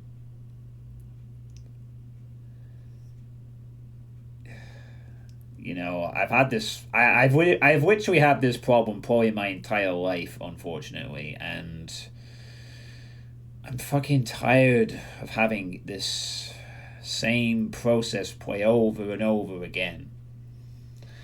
But what has recently really made me kind of aware of the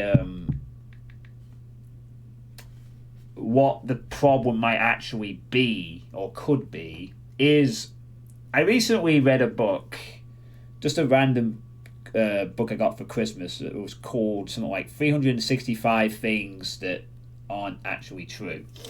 So you're saying I haven't gone away. I haven't gone away. I like to throw sweet and crazy about no consolation, I'm sure. It has nothing to do with you. I know you like to do that. I'm not talking about that. I'm talking about me having very unreasonable, almost childish, like, anger reactions to coming across difficult things in video games. And honestly, anything in life, really. And I'm sure this has been a pattern that a lot of you had observed when I get into a sticky situation and something that's tricky in a game where I'm doing alright, yeah, I get that, but this is not really something I can lighten up, unfortunately. This is me trying to talk honestly about a big personality problem that I do have. And I know I've been over this before, I know I've said it's not as bad as I think it is, but it is, for me, as bad as I think it is, because it's not so much the fact that it goes on forever now. It is better than it was 15 years ago.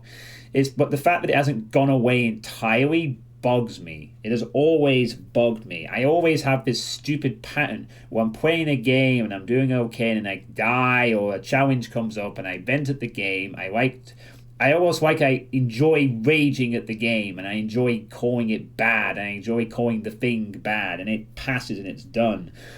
And then afterwards, I sometimes feel not great about it, but I just move on, which is not really what I should be doing.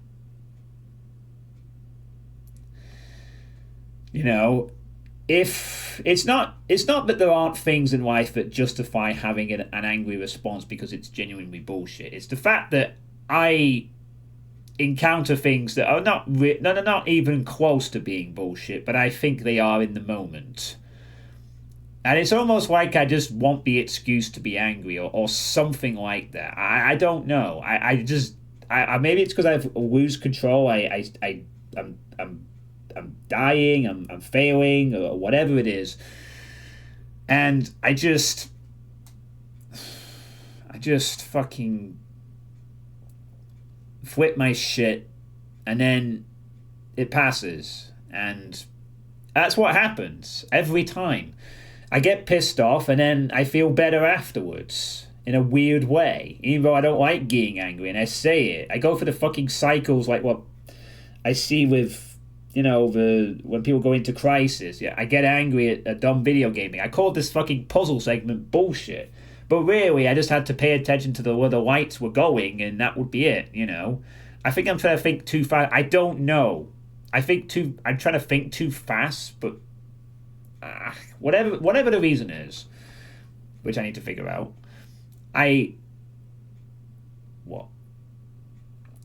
Quake Brutalist Jam 3 VOD they're talking about, Drauken. And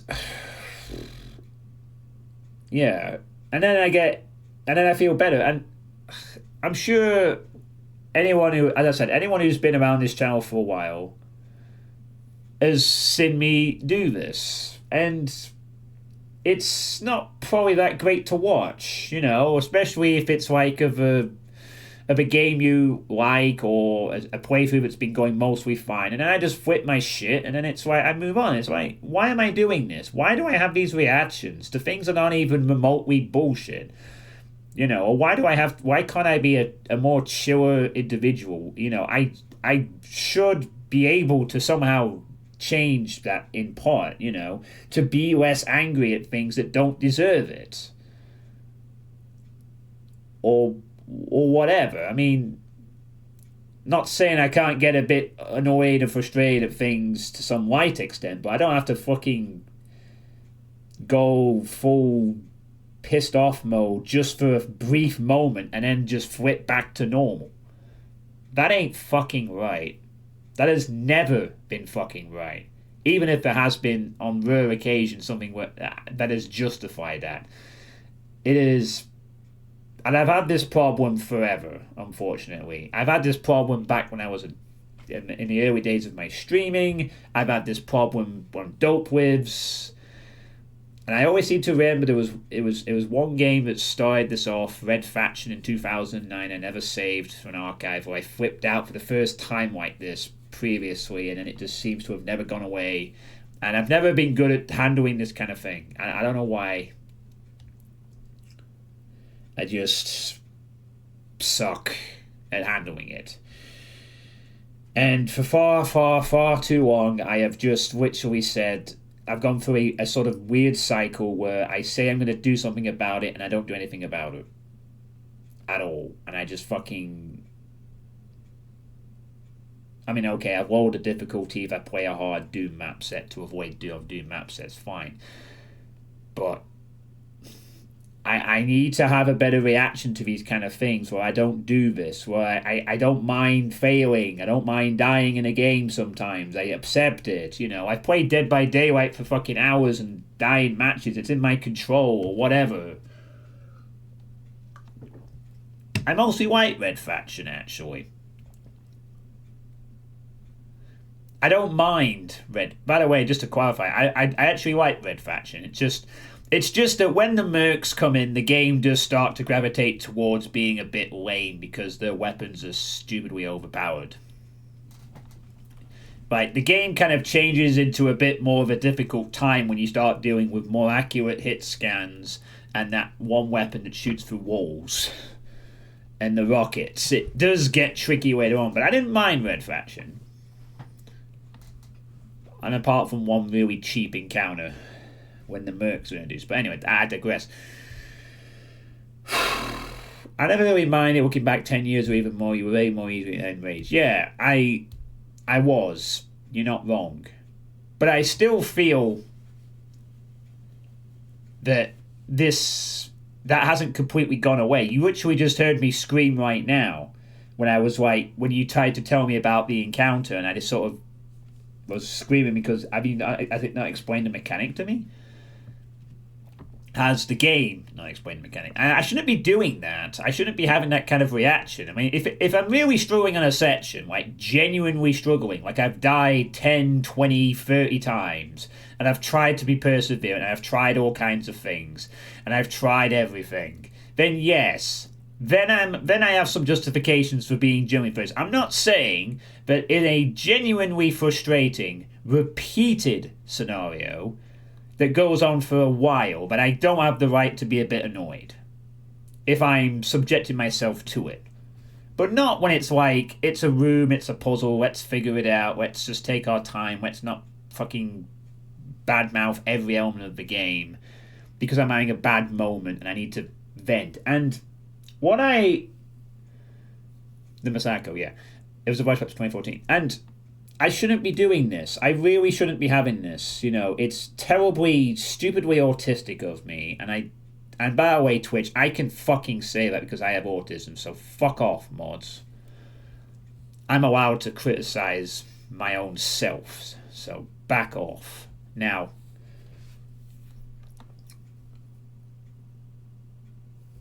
I fucking hate it. Because I genuinely want to be a person that doesn't get angry like that to things that like don't warrant it. You know, I had a kid hit me on the back of my fucking head. Not the hardest they could have done, but while I was trying to help someone else. And I tell you what, that deserved some fucking anger. And I had to restrain myself from saying anything too expletive because I was pissed off. You know, I have to work in a place where there's this fucking violent kid that goes around and hits people randomly because the fucking parents failed to fucking discipline them properly. And now you got this big muscular fuckwit that goes around and hits people, and it's just meant to be dealt with in a kind manner. It's like, I kind of wish this kid would fuck off and leave. You know, and even then, I was like composed enough to like be angry but not swear, you know. So if I'm being genuinely physically hit by a big muscular fucking child I work with, and I don't swear, why can't I have that more kind of calmness when I'm dealing with a game that's not physically harming me? In a sense.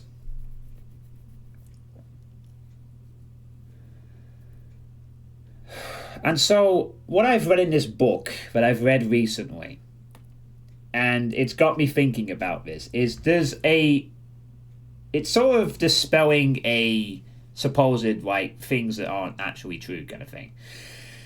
And it says here, and I'm quoting from the book, because I took a picture of it to reference this, the best way to deal with anger is to vent. Well, the child is about 10 years old or something, and they are pretty hefty, shall we say. Try to imagine a somewhat stocky, tall, 10-year-old child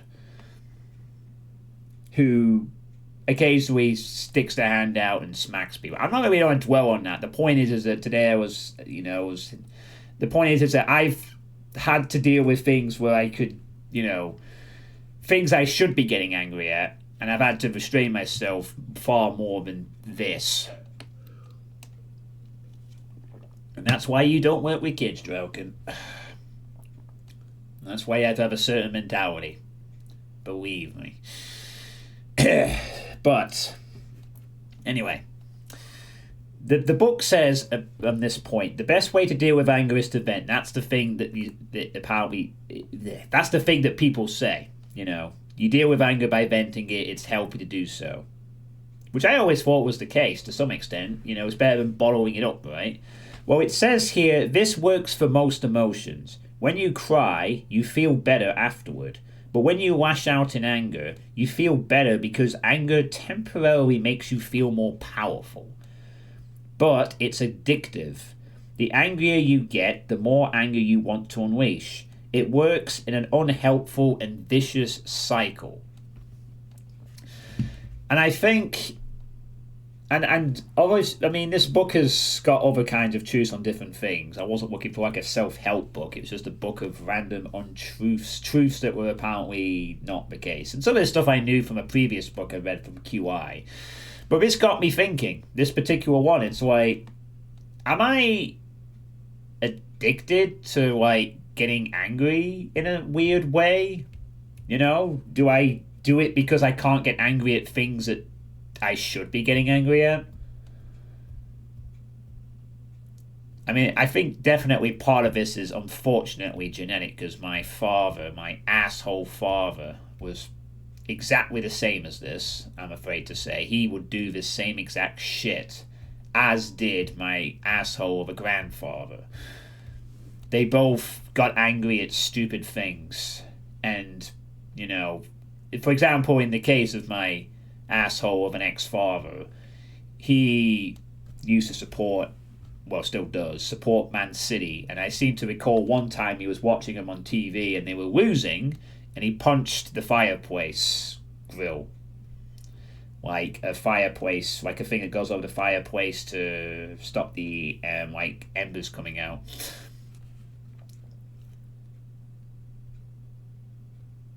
So he's... No, because unlike him, I actually care for people. Neither of those two individuals had any empathy for others, at least not in the normal, righteous sense. They were just a bunch of narcissistic twats, both of them, which I had to live with for way too fucking long.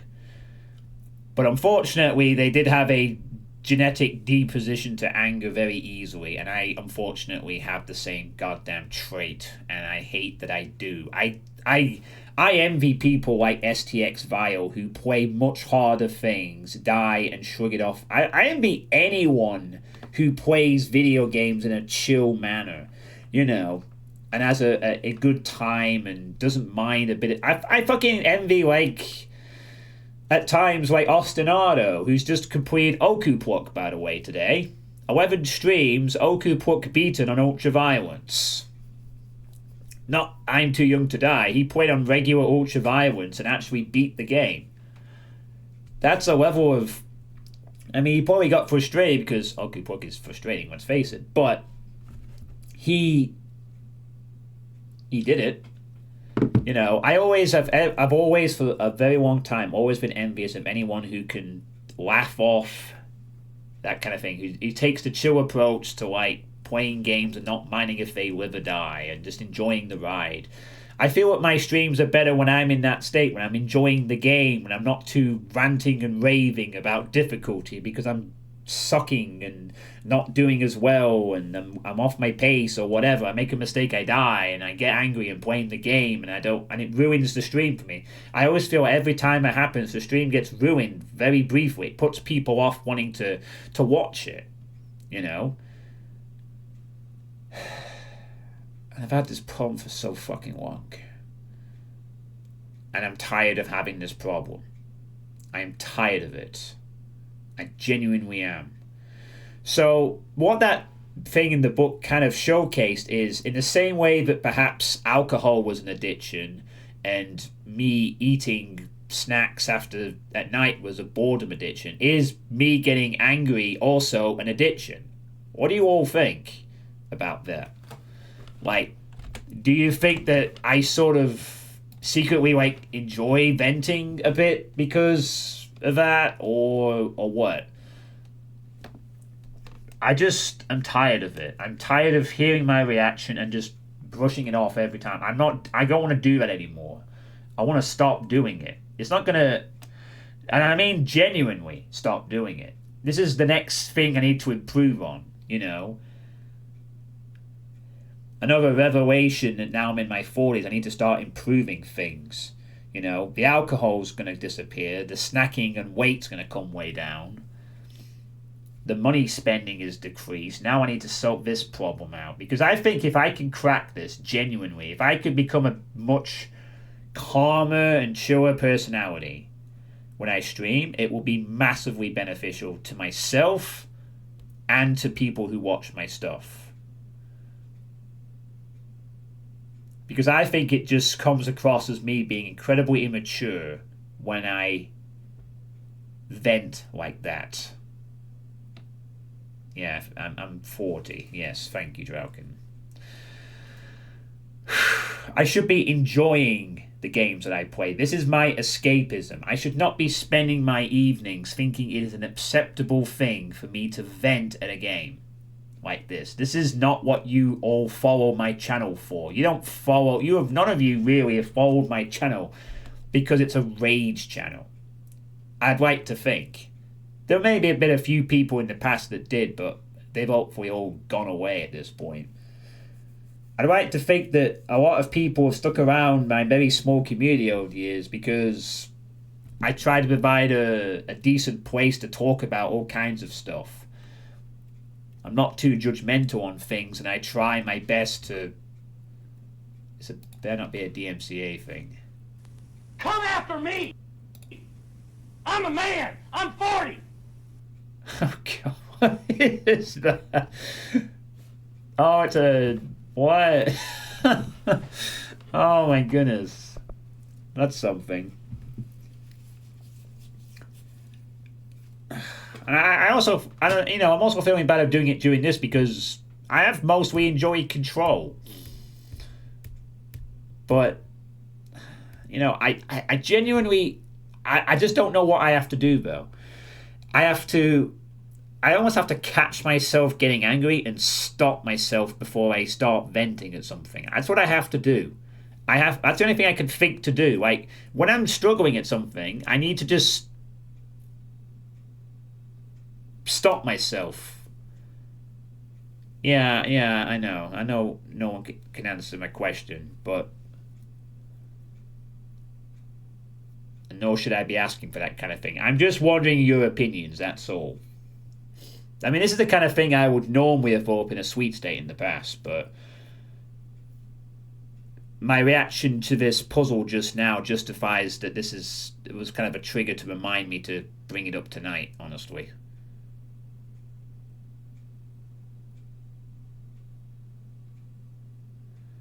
And this is like the next thing I need to improve. One of the next things I need to improve is me not getting angry at dumb video game stuff quite so easily.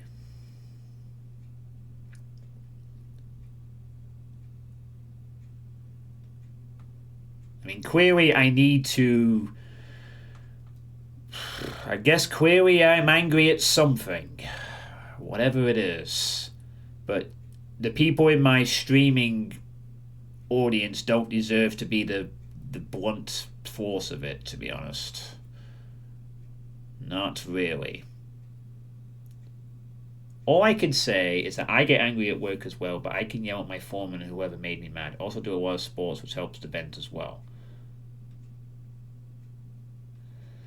Yeah, I think maybe I need to have something where I can vent, like, in a constructive manner, not in this manner. Like, I can call this being subjectively annoying, but I don't have to like ruin the experience because I mean, it's almost like.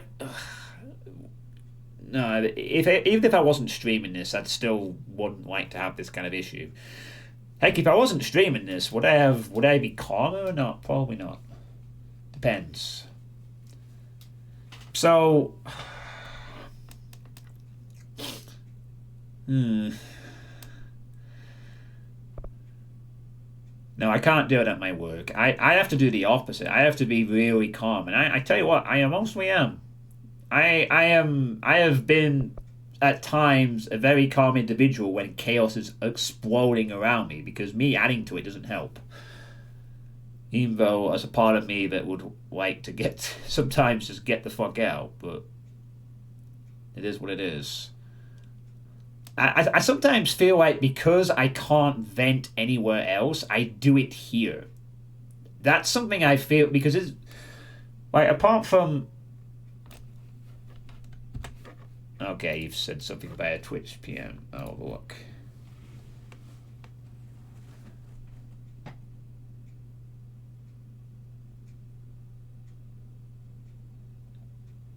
I see.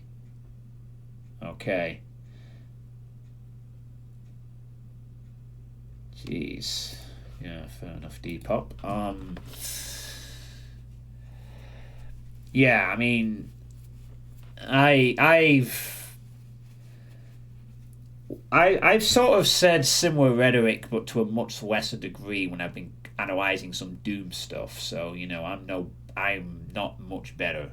So, in the past, but I sort of get the impression that because I can't vent at my job, and because I don't normally have anything to vent about with my family, except when I get annoyed with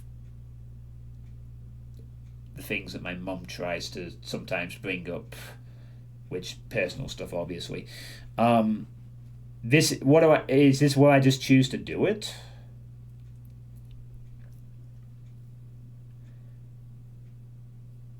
I know I've also said in the past that this is something I can't really completely change, but that doesn't mean I don't bloody well try. I think I've been way too complacent on this issue. Way too complacent. Just sort of saying, well, because I don't do it as long or whatever, it's acceptable. And it's like, no, I don't think it is, actually, John. This is still not an acceptable rate. This is still not great, This is something you need to work on. You need to actively not just dismiss it, and you need to be working on this way more and get rid of it as best as you can, or negate it, or do whatever. Because I can't just... I need to figure out what the fuck to do, and obviously I need to be able to put it down into words and talk about it to someone professional, perhaps, maybe. Once I can figure out what it actually is, it'd just be nice to know what it actually is that I have an issue with, and then find something to reduce the problem in the future. Right? Is there a world where I play a game and something difficult encounters, and one day I'm not raging and I just go, oh well, that's a bit awkward. Yes, I know you have called me out for it several times over the years, and I've wrote notes. I've just never actually acted upon it. That's the thing. I get stuck in my ways, and I do the same things over and over again. Like that with my games. I like to get into the same weapons. I don't do variety, and that's kind of a problem. That's why I've always been playing Doom stuff, and it's like, okay... But when it's starting to get a bit much on the Doom front sometimes, that's why I'm branching into Quake stuff. Try it out, so it's like. I like the new exploration. So I guess what I'm trying to say here in this moment, in this very long...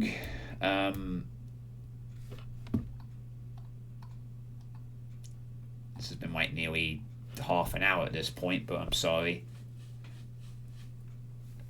And that's me being a friend to you, cutting out when you're fucking up. Doom stuff aside, just talking about the rage.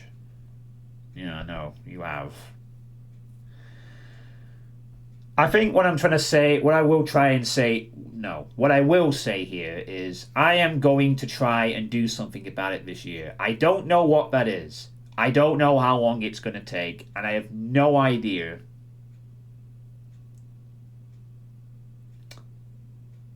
if I can actually fully sort of bring it to an end. But I am deadly serious when I say that I'm tired of it. I'm fed up of doing it. It's a habit. And like my thing with alcohol and snacking, it's something I need to change. And that means I need to start being way more aware of it. And I need to stop myself before I keep doing it. So, yeah.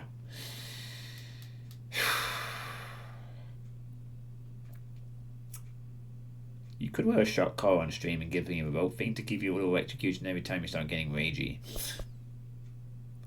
I mean, that's why I have the calm down things on my channel points, to be fair, but that's not enough. It's not enough just to do that. It's something I genuinely want to try and improve.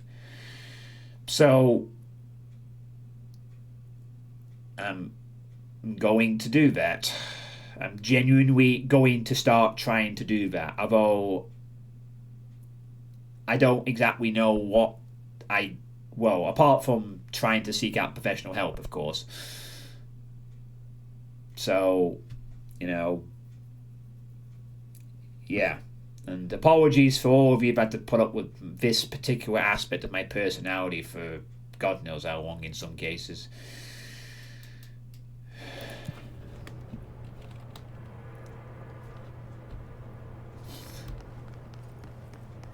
So, I almost feel like I need to slow down my thinking as well. I like to do things quick sometimes. I need to slow down and think about stuff. I think that's maybe something else I need to work on.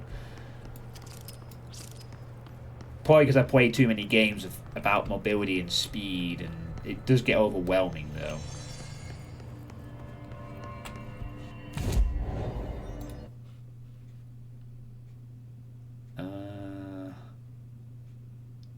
Okay.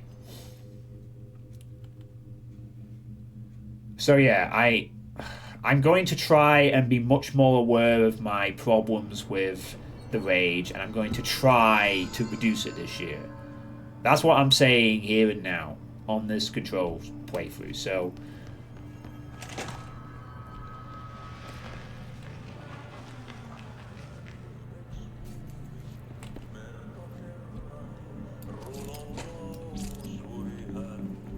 alright. Need to find a copy machine.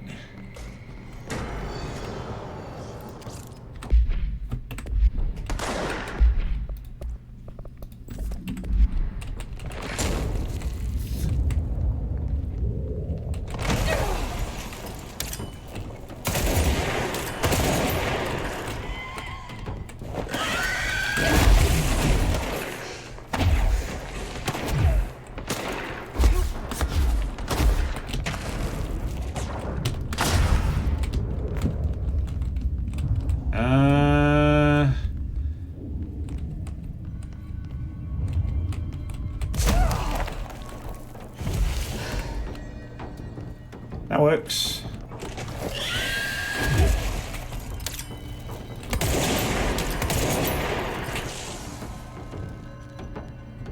We could call it that, yes.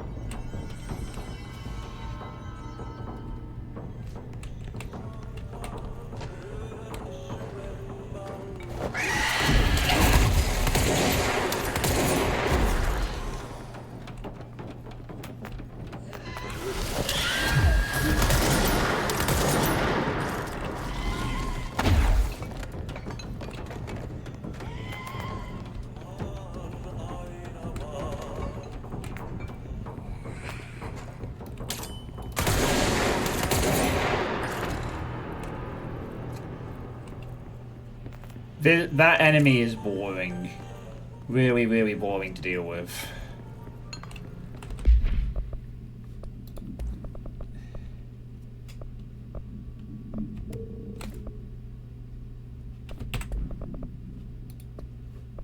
Right. Mega Bonk. Oh yeah, I saw Calfire play a bit of Mega Bonk. This certainly feels familiar.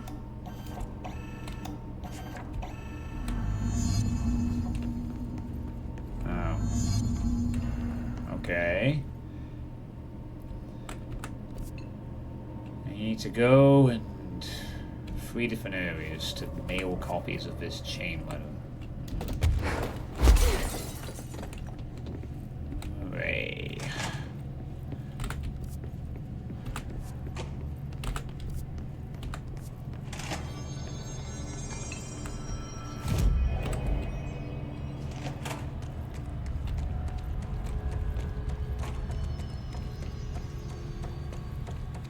Yeah, I've seen Mega Bonk. It's 3D Vampire Survivors, and it looks pretty intense from what I've seen of it.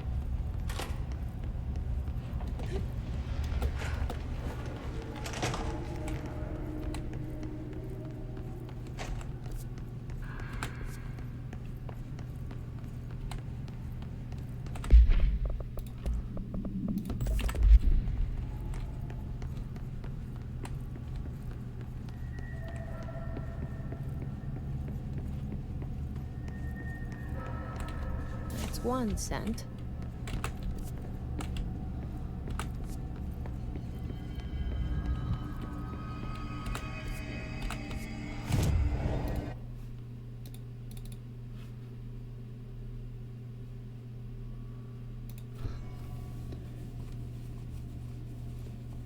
Yeah, I think a belated New Year's resolution is a good way of putting it, Tourniquet.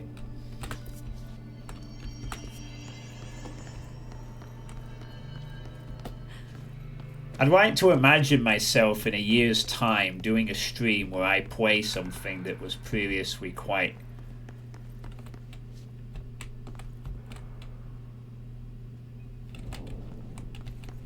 difficult, and I come across the type of encounter that most people would expect me to rage at, and I don't, and I just brush it off with a laugh or something. 2 down, 1 to go. You know, like genuinely, and I do that, and that becomes the new normal on the channel. That kind of reaction from me. I'd like to achieve that. You know, enjoy playing games instead of just finding ways to rage at them for nothing, really.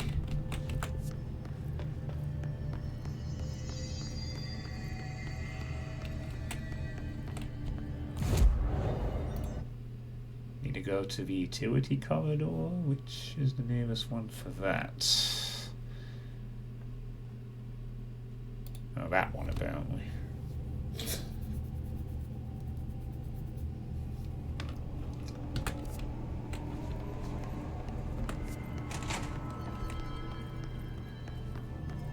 Let's see how this goes.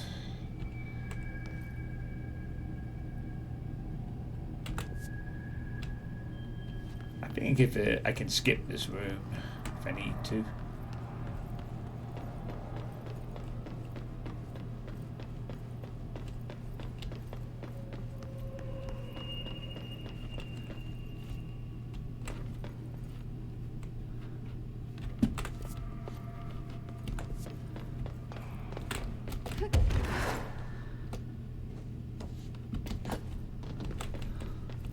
Thought I could anyway.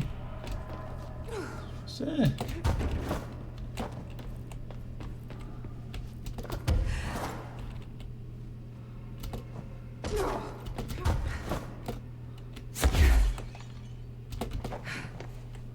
There we go.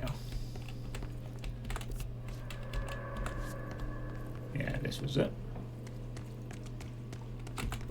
Somewhere in here I need to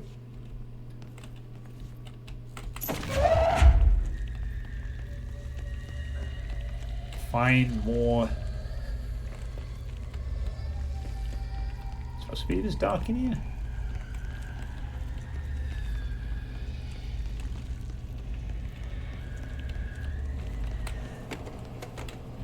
And that's 3. That should take care of any bad karma. Or whatever. But how did that first letter get in here? I wonder if I could track it to the source.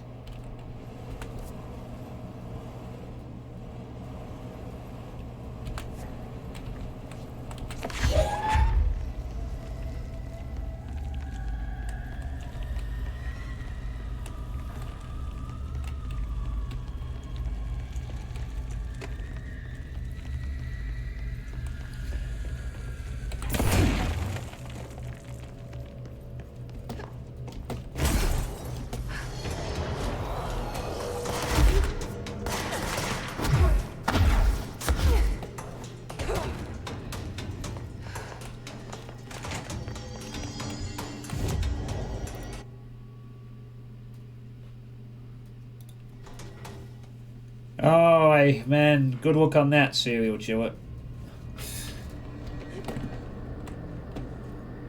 That sort of map is no... I guess I should just follow the tube.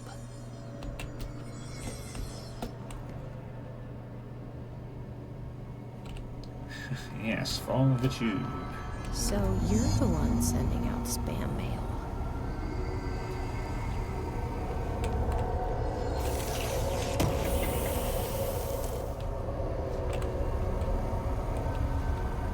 A haunted post box. And that takes care of that. No more superstitious blackmail.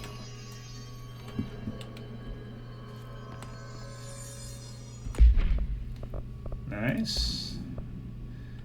Evade cost after weapon kills. Oh, have you even got one in there? Absolute. Weapon damage after kills, exclusive to spin. Damn, that's pretty nice. The spin, anyway. Rate of fire F. It's unfortunate we haven't been able to upgrade spin, so it's not really going to be massively of use, but thanks anyway.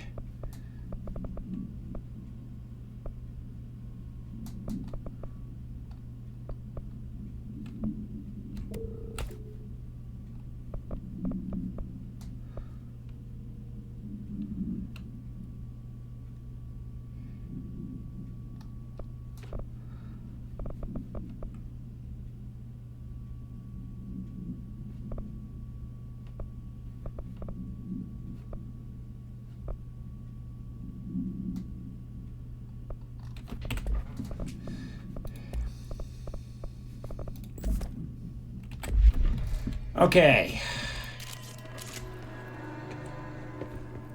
Now to get back to the main story beat. Yeah, I've just not been able to get corrupted samples to upgrade the spin, so can't really do much about that. I need to get back to active investigations and yeah. The 6th and the 11th personal mod are the same. Are they? Oh, thank you if that's the case.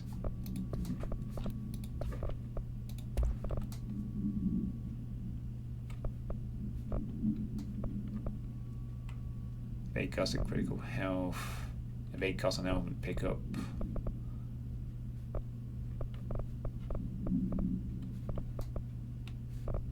Oh yeah, you're right. Yeah, thank you. Get rid of that one. No, there was one that was similar, so you were right.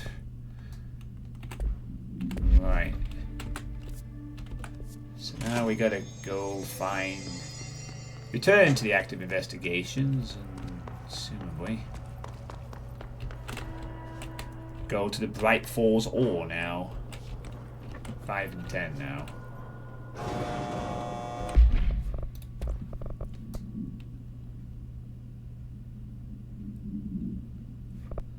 Ah, yes, you're right.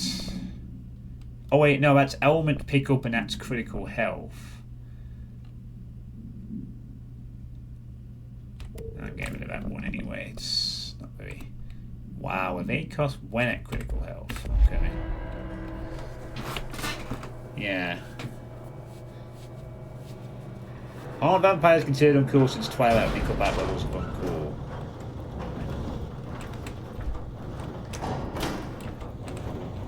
Possibly.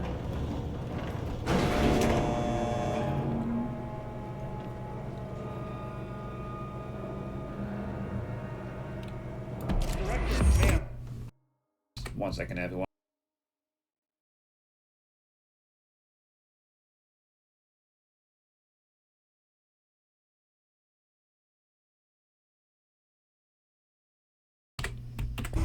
Great timing. Hartman just came through here. God, he was hideous. He tore the security door into the Break Falls AWE site wide open. He was so ugly. Like, wow. I got a good look at him, and Christ, he does not look like he used to.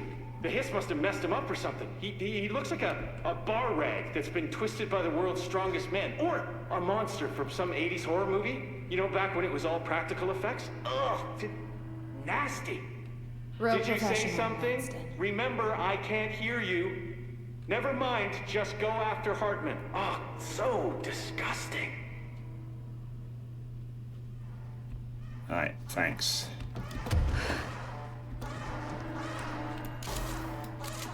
I've written, rewritten. The darkness wants to hide the past and make me lose my way. I trust what I read on these pages. I wrote them for a reason. Cut through the reality, tear it apart, and rewrite it. They are drawn to the mystery.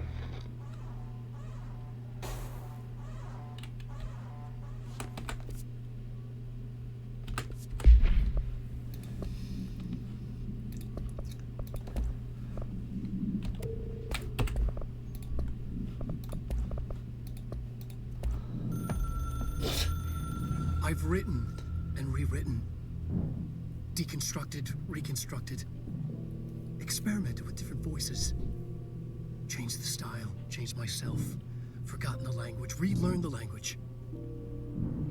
Have I been here before? Gone down this path before? The darkness wants to hide the past to make me lose my way. You must know where you've been to know where you're going. I trust what I read on these pages. I wrote them for a reason. My notes to myself. The only way to make progress, recap, then write more. The style then. Lose the fat. Make it clear. Ugly. Functional. Present, be blunt. Only the brutal truth. Cut through the reality, tear it apart, rewrite it. Be clever, make them do the work, form the image in their minds, they make it, you just imply. Incept. They're drawn to the mystery, obsessed. You set it up, they put it together. Their interpretation, and there's only one because you give them no choice. And they believe in it. Because it's theirs now. Quite an intense thing to say there, Alan.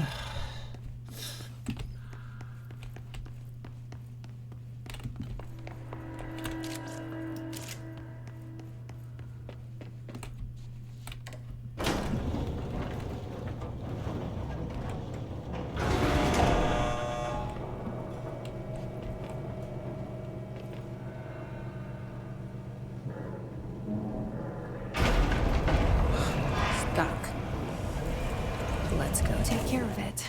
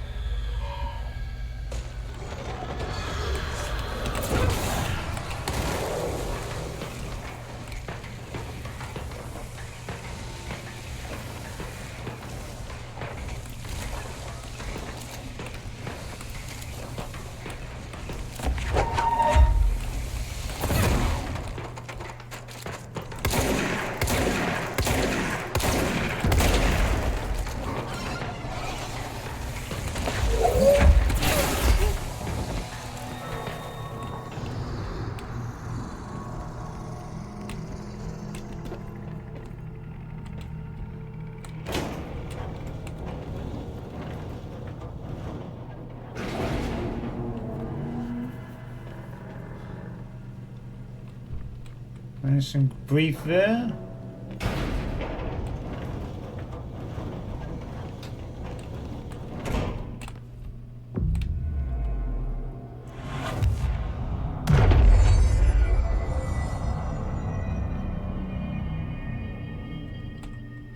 Thank you for meeting with us again, Dr. Harmon. It's my pleasure, gentlemen. I hope the information I've provided thus far has been of some small use. It's been invaluable, Doctor. Really, we have a much clearer picture of this event, thanks to your accounts. Well, I do consider myself a keen observer of... We did have one question, though. You mentioned in an earlier conversation that your patients displayed, and I'm paraphrasing here, unnatural abilities that you in fact encouraged during their time in your lodge.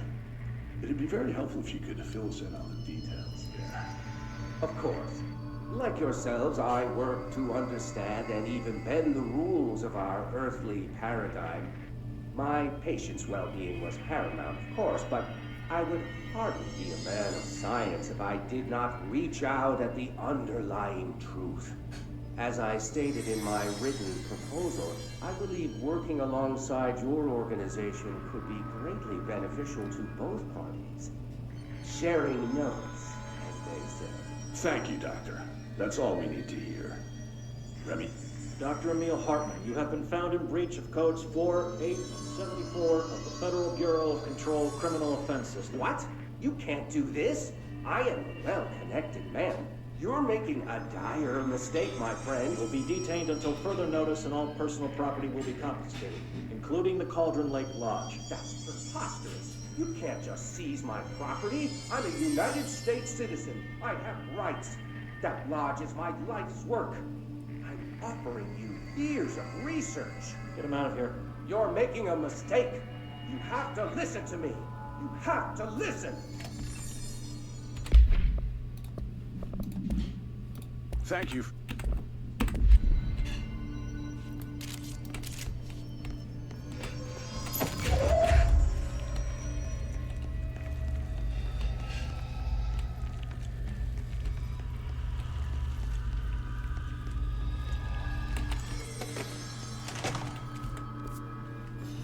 Oh, so I guess that's how well their little investigation went.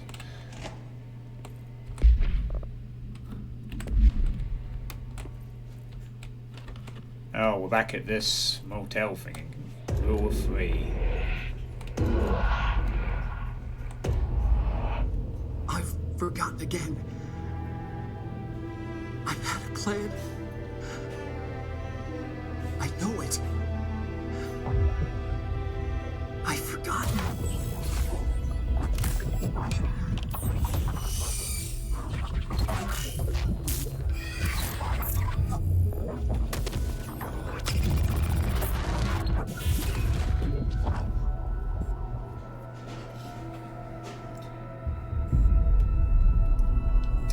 He's coming. I've got to get out of here. Dive. Trying to jump scare us there, game.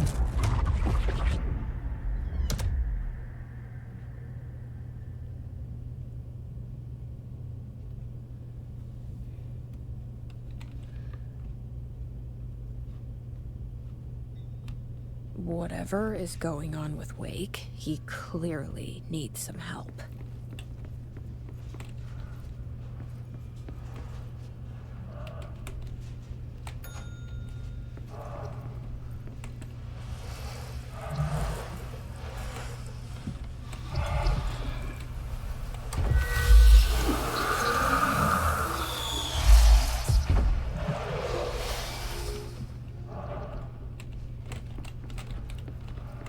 Turn the light on, turn the light on.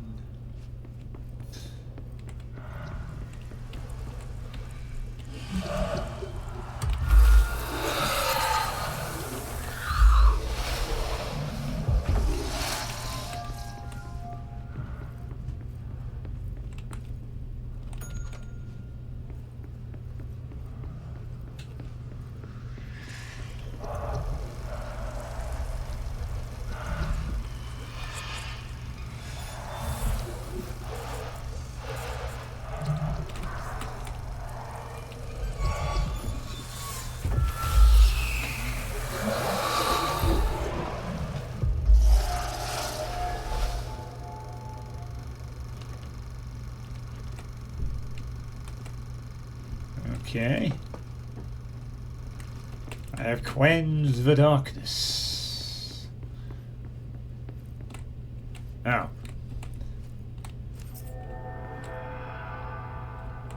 Going mad.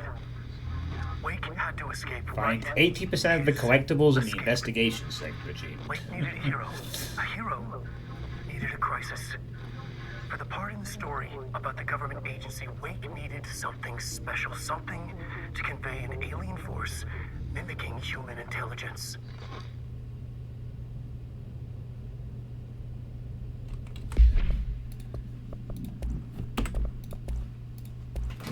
Okay. The story needed many beginnings, many springs, streams that turned into a river, a flood, and then an ocean. This was one. Wake used the materials he had, the connections he had, the people, the places. Wake put them in to make it true. His wife, the psychiatrist, his city. These connections, like magnets, move things. Alice was a conduit. She'd been in the dark place. The thing that had been Hartman sensed her near, sensed Wake through her. Went berserk, broke loose. Wake made sure Alice was already gone by then. Safe. The more springs, the more the story became real. The more people believed. Cause and effect. It was extremely delicate and hard work. It had to go through the path of least resistance where success was most likely. Where there was a connection already. Wake felt the pressure grow in his head. Going mad. Wake had to escape. Right. His escape. He was already out. He wanted to make it true. Wake needed a hero. A hero needed a crisis. For the part in the story about the government agency, Wake needed something special, something to convey an alien force mimicking human intelligence. Something that can't be translated. Translated. Wake channeled Burroughs and Bowie. He cut up sentences and words. Orange peel. You are home. Insane.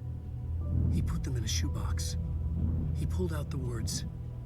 Wake created a Dadaist poem. He'd try anything once. Or had he tried this before?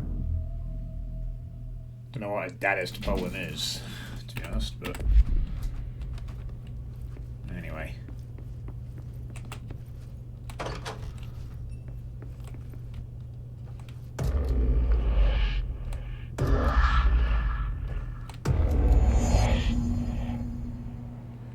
Okay. Dadaism is an art movement connected to absurdism. The movie Freddy Got Fingered has been described as Dadaist art. Ah, okay. I didn't actually know that. I think that's the first time I've ever heard of Dadaism. Dadaism? Dadaism?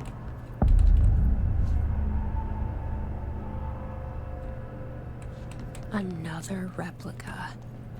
Like the one they made for Ordinary. I wonder what happened here. Director Faden here. Send backup to my location. Make way for the director. Hey, well, hey, let's see how you do.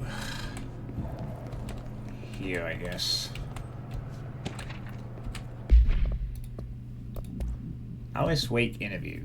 After reaching out to the Bureau, Alice Wake was brought into the oldest house for an interview on Redacted 2017. See file Redacted for the full transcript.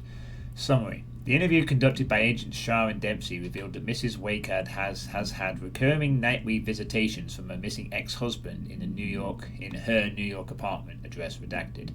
Mr. Wake appears out of nowhere and rushes at her down the corridor.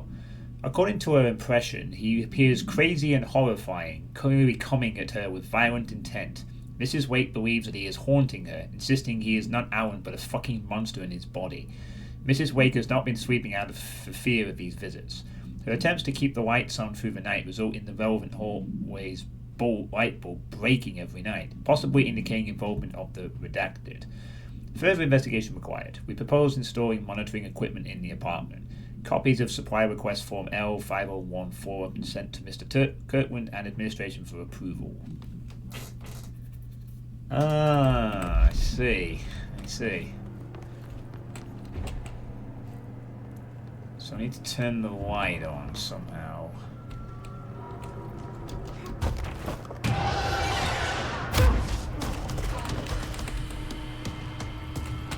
You were stretched, huh?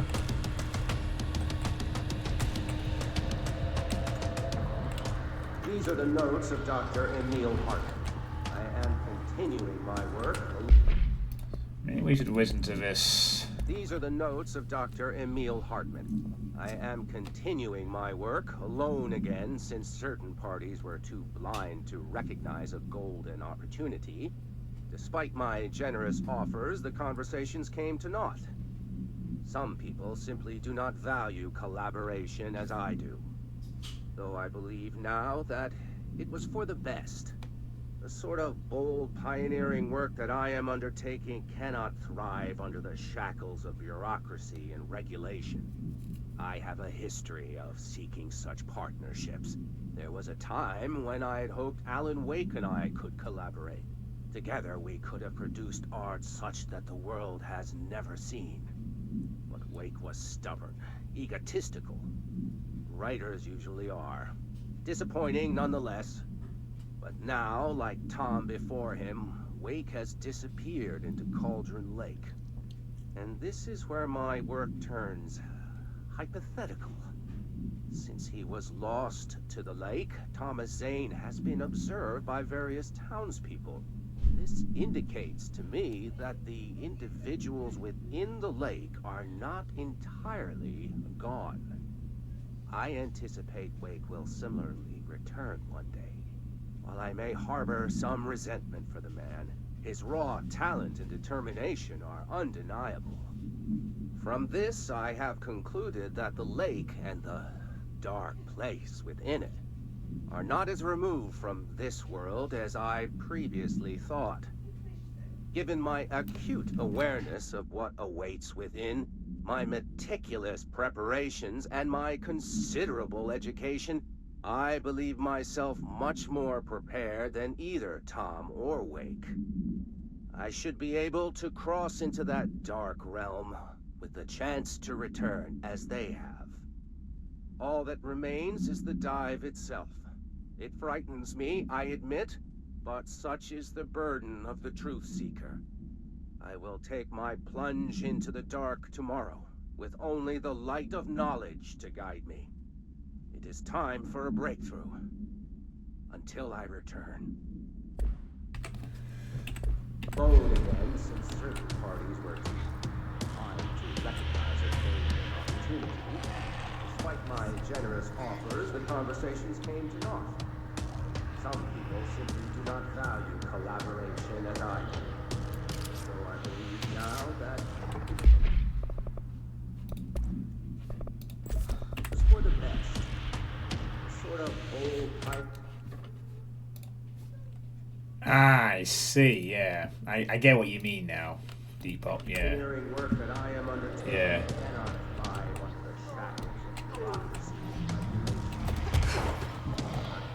I'm trying to figure out where the would actually go.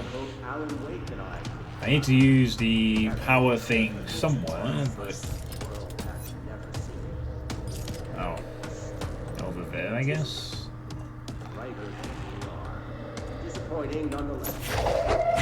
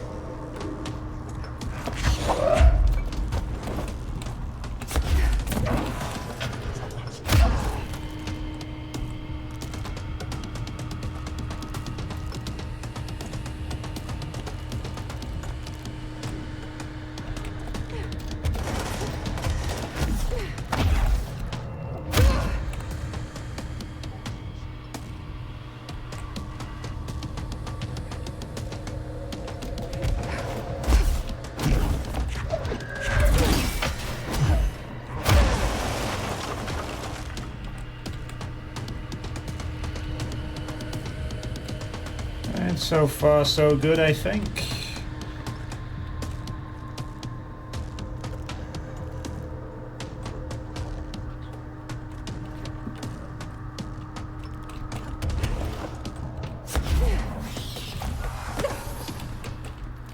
Ow.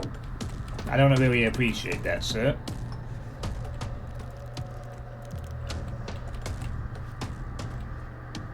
The gravity well.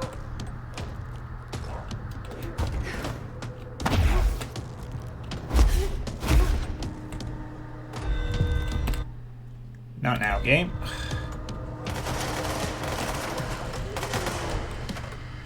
Oh. That's not what I was looking for. But, okay, sure. Bright Falls, or 10. An unconfirmed threshold manifestation occurred at Cauldron Lake, Washington. The citizens of Bright Falls had gathered in the town's southwestern fields for the annual festival known as Deer Fest. Eyewitnesses all claimed that the day had been sunny, confirmed by reviews of the area's weather reports. But then, with no warning, a thunderstorm appeared in the direction of the Anderson farm and a tornado rose from Cauldron Lake. The torrential rain that followed caused a flash flood. It was as if the day had turned to night, testimony from Redacted. Frank Breaker, the sheriff of Bright Falls, formerly a Brewer agent, see employee file Redacted, managed to guide the crowd to safety as the festival grounds were destroyed by the flood. The festival was cancelled, ending one day early. Lack of official bureau presence on the scene makes this event difficult to report as a confirmed, or, though, the similarity to other known events in the Bright Falls area lend credence to the accounts of the townspeople. Pulses on auto.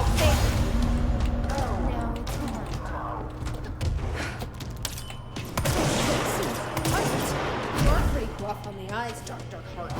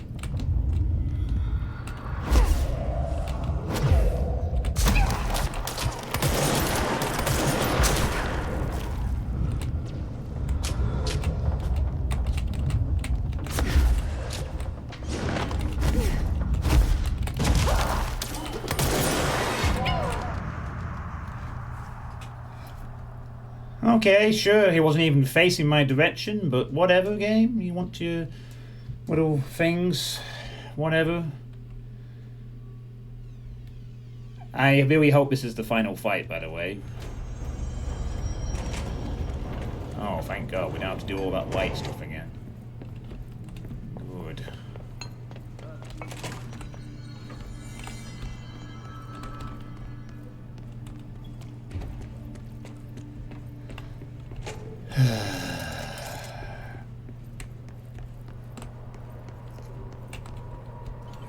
I need a ranger sent to this location stat. The Hiss are in for it now. Can I just stay up here and snipe him to death? Am I even kidding?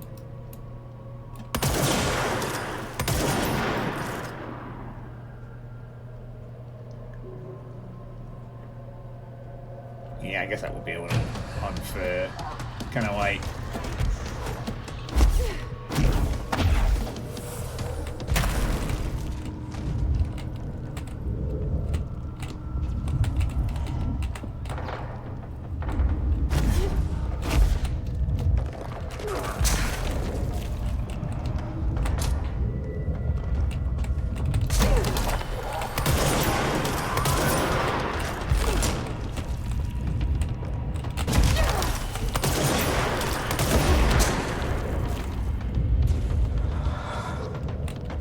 Nice of you to teleport, sir.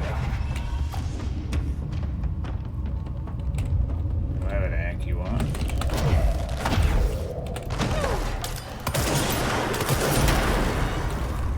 Oh, lovely. 3/4 of my health gone and an attack that I had to anticipate coming.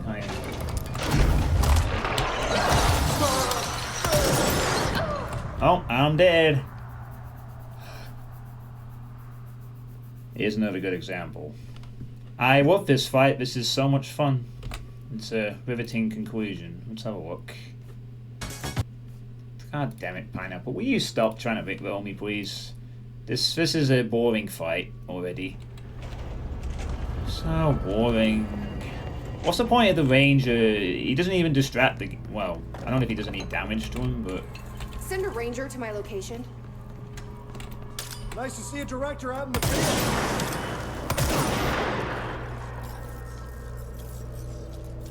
So basically, in this fight, Hartman can kill me in 2 shots. This is a great... Oh. I love he can just snipe him from up here and take all his health off him immediately.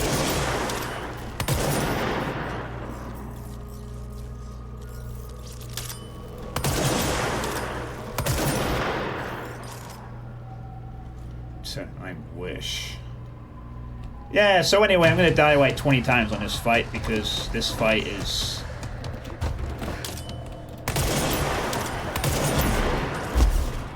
fun.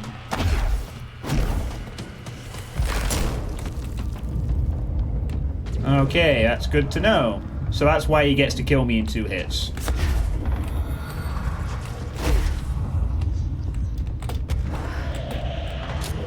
It's only fair, I suppose. Final challenge is a boss that can kill you very quickly.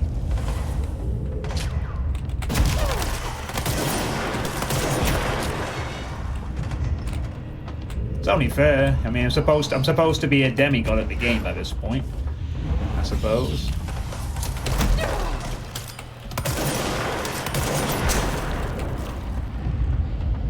No, no shot caller, please.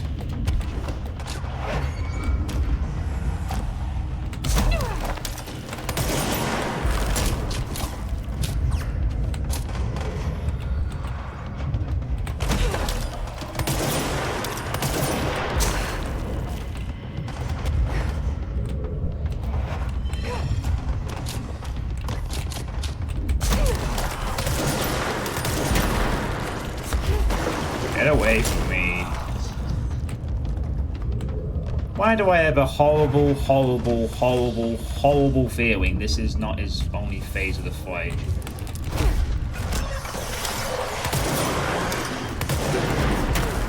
Why do I have a feeling he has a second phase? It's going to be even more annoying than this one. Call it a hunch.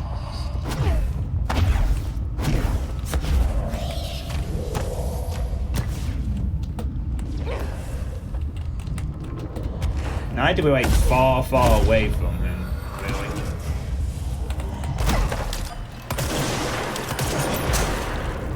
Always have the shield up. No, you don't. Yes, yes, yes. You're going to have some attack that does lots of damage. We know. We know.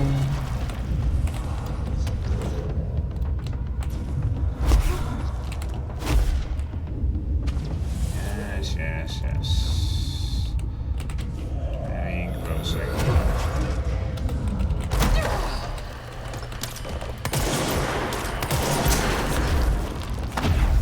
Nearly.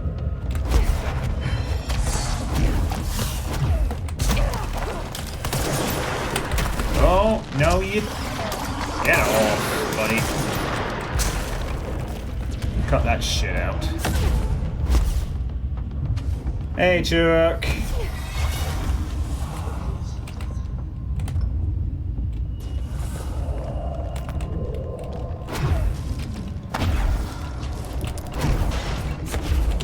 I can't move suddenly. That's really awkward. Need to actually...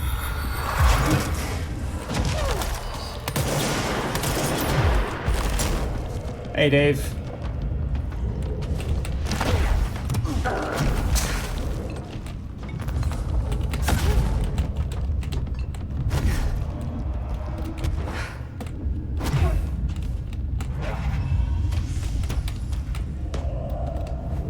Need to get managing that. Whoa, we don't.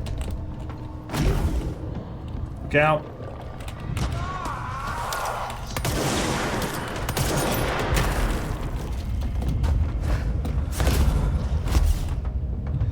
He's gonna have a second phase, isn't he? I can tell. He's gonna have a fucking second phase. It's gonna be the most annoying thing in the universe. Whatever it is.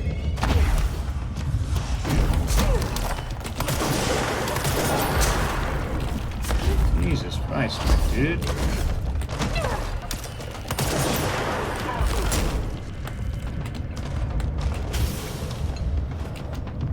Oh God, what?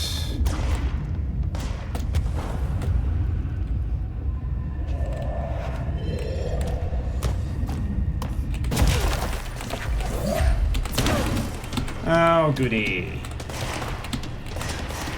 What the hell am I even grabbing? Oh, right, I have no... Oh, right, I don't have any energy anymore. I have to go into the light. That's awkward.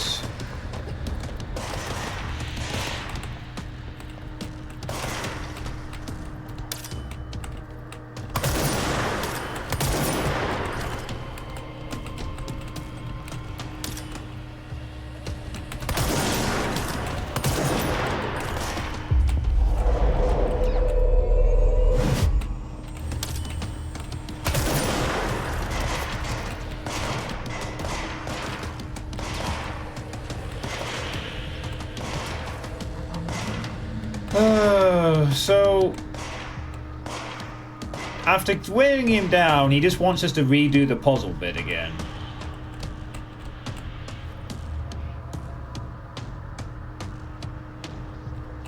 Oh, yay. To be honest with you, Dave, this entire DLC at times has been making me annoyed. I'm almost tempted just to leave now and just cut my losses, genuinely.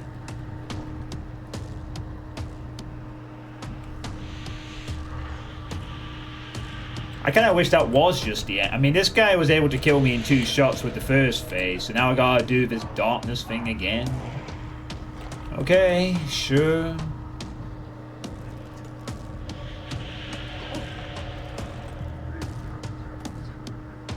So now I have to return the power. If he fucking starts messing around with power and demanding... I'm honest with you, I might just quit and just... I'm really tempted just maybe this is like... How many times can I... Yeah, this is frustrating, I'm sorry. I mean... I have to go over... I have to get the... I just hope it's power back on, shoot him, game it, DLC over, right? Can't be.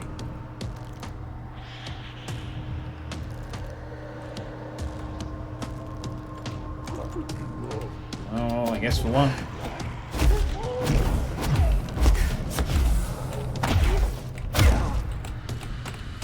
Okay, I made it over to the other side safely.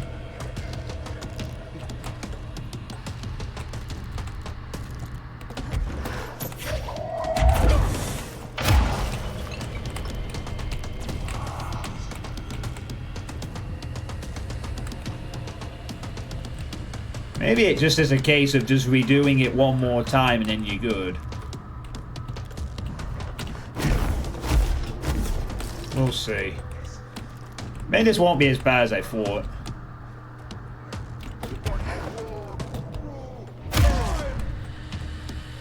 Let's just see what happens. So I need to... Actually, see, I'm blinded. I need to now turn that one on. Which means I need to refine where the power things are at. I don't know where they are.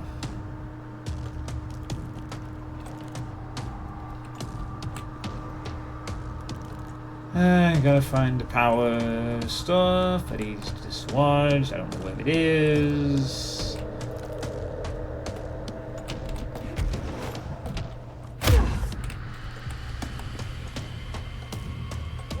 Probably in the darkness somewhere. There's gonna be rain.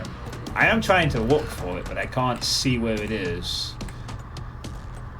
Where is the light? Wait, what? You're only playing Satisfactory a few days ago and now you're addicted. I don't even know where I'm supposed to look for the next one.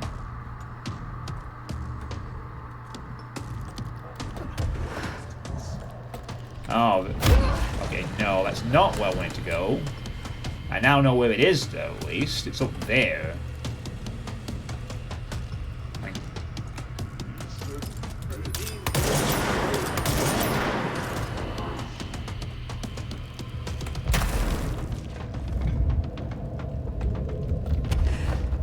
Bad idea, but the thing is I need to...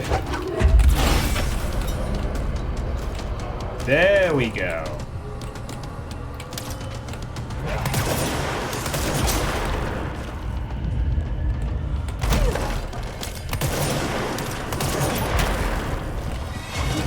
Will you chill out, dude?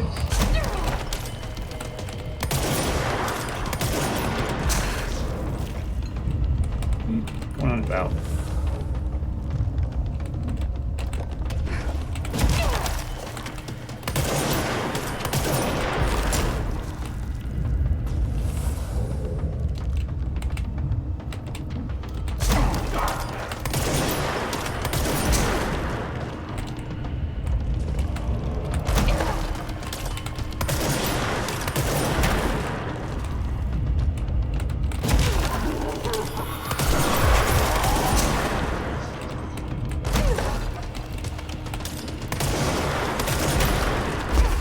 No, you don't.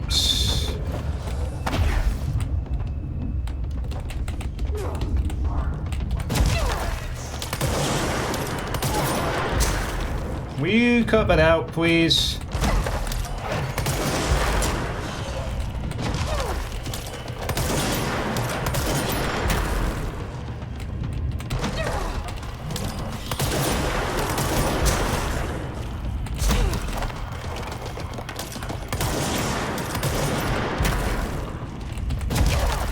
Come on, go!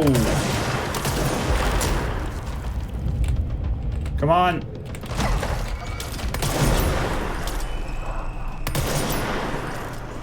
Please tell me he is dead. Thank you. Hartman won't be a problem anymore, Langston. Thank God that's But over. Investigations need someone to run it. Fuck Interested? me. I've seen what happens to sector heads, ma'am. No, thank you. Ma'am, I'm getting something on my terminal here, an AWE alert from Bright Falls, Washington. But it might be a glitch. The date's all wrong, a couple of years in the future. And we're in lockdown. There shouldn't be any incoming signals. Maybe it was active before we went into lockdown? Are there agents on site? Let me check. Agent Estevez is the field agent in charge of monitoring the site, so she should be there to let us know if the situation has been through any major changes recently.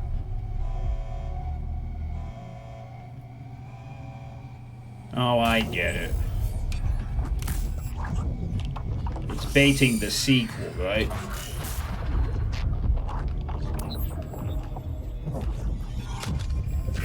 Things set in motion. If the alarm's true, then so is the reason for the alarm. The effect must follow the cause. It's happening again. A return.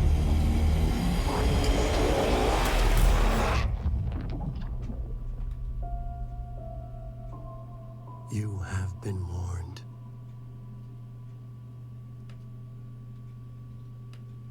I have been warned.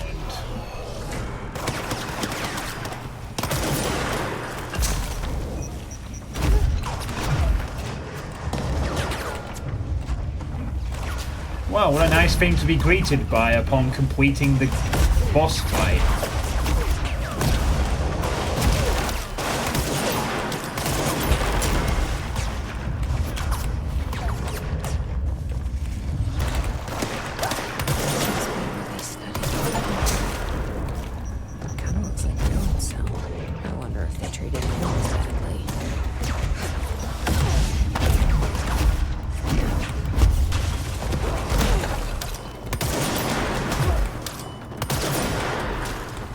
This game literally couldn't even wait for me to get out of the boss fight before it decided to spawn a group of enemies at me.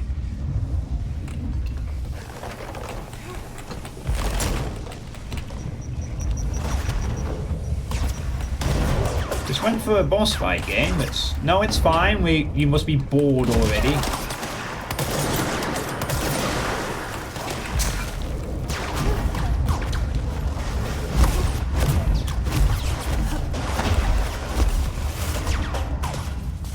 But I'm allowed to.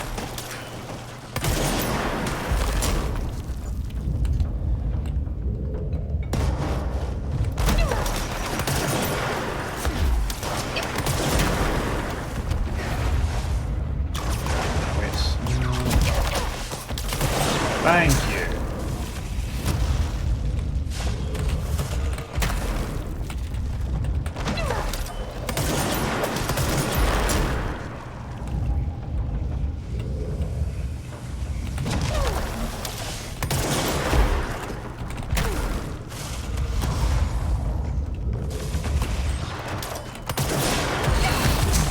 How many of those do you get to throw, mate?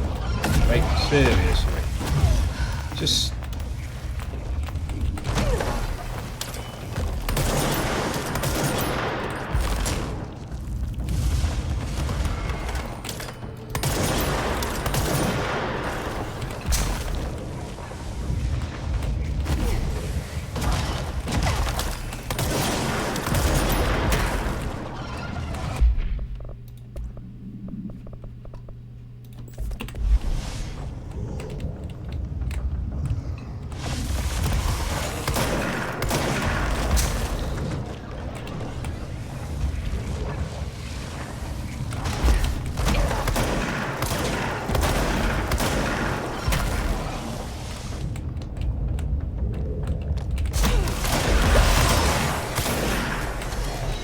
Oh my god.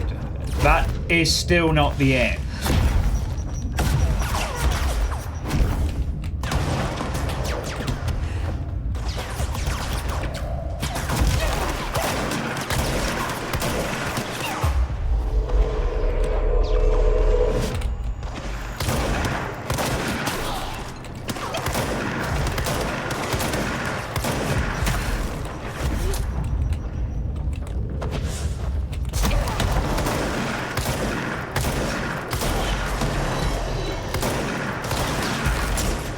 Why are they spawning?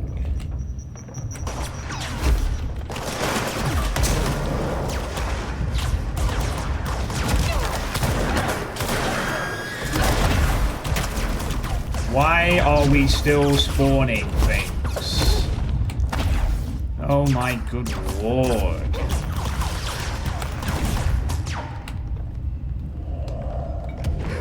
Does this game not have any idea of what restraint is at this point? I just had a boss fight. Just let me leave. Jesus.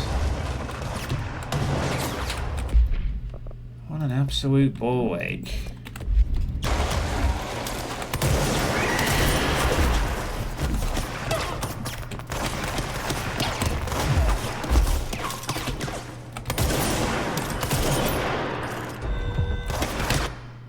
No, game, I want you to stop. I want you to clear these enemies and let me process the boss fight I just had.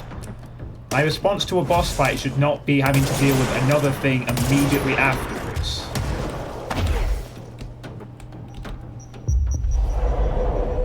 Seriously. I just had a boss fight.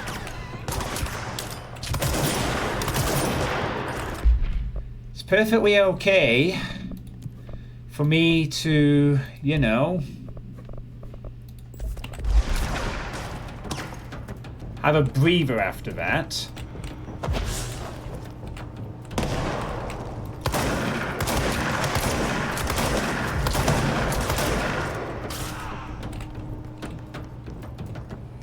No, apparently not.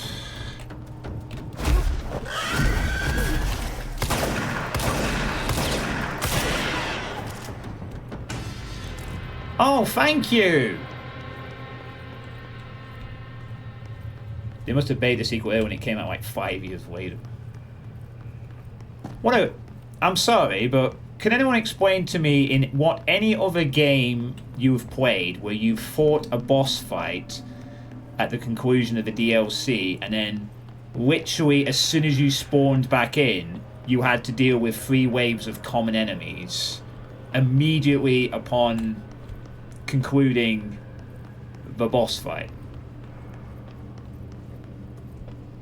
Like, in the same room you just fought the boss in, you then had to deal with 3 waves of enemies. I'm guessing I didn't get any I don't even bloody know, to be honest, because I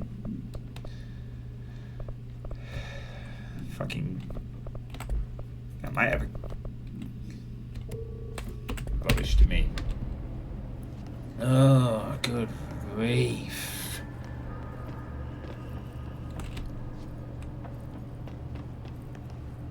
I don't think I've ever actually played a game before where straight after a boss fight and a cutscene plays, you immediately are cut to a fight immediately afterwards. Like, something that's the conclusion of a DLC type thing. Like, honestly, it would have been faster for me to have died there so that I could go back to the control point so that we could move on, but... Did anyone who made this DLC knew what the meaning of restraint was for that? That for me is legitimately what the fuck are you thinking moment.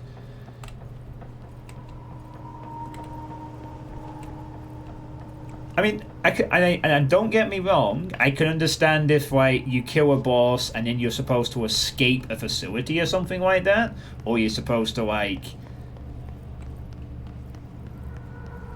But that was like, final boss killed of DLC, story plays out, and it's like, okay, cool, DLC is over.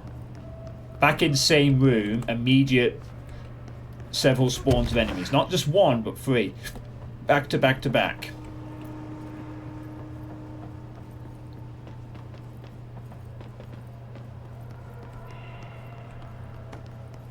Absolute joke, I'm afraid. That you just don't do that. You've been doing that for pretty much the whole game. You know, it's a DLC, it's a fucking boss fight. Just let the player enjoy the silence. Also, I managed to beat that boss on my first try. Dang. That was not as bad as I thought again. I legitimately... What I was genuinely, honestly fearing was that after he went into the darkness, that he would continue to turn the lights off and you'd have to do this puzzle over and over again. I think the fact that Tourniquet hinted that he tries to do that and you can disrupt him, I think that's what did it. I think that's what he was trying to do most of the time. He was trying to get the lights back off and I kept interrupting him. And that ranger actually really helped in the first part for as long as he stayed alive. He kept him busy, so I was able to actually get some shots off on him. So that worked out rather well, surprisingly enough. That was nowhere near as bad as I anticipated it. It actually worked out okay. I was expecting it to be a lot more unforgiving. Wake evidence. A photograph of Alan Wake captured by Alice Wake during an event in her home. Alice Wake, former wife of Alan Wake, has recently been visited at night by her ex-husband, an entity resembling him. See file redacted for more. Being a professional photographer, Mrs. Wake positioned cameras with motion sensors around the corridor he appears in and managed to capture an image of Mr. Wake on film. Additional information. During an interview with Mrs. Wake, she mentioned that her favourite camera, a redacted model, was lost in 2010 during All-35. No match has been found among the confiscated evidence from All-35. It has been filed as a potential altered item, and research staff stationed at Bright Falls are being contacted to check if they have any knowledge of such an item.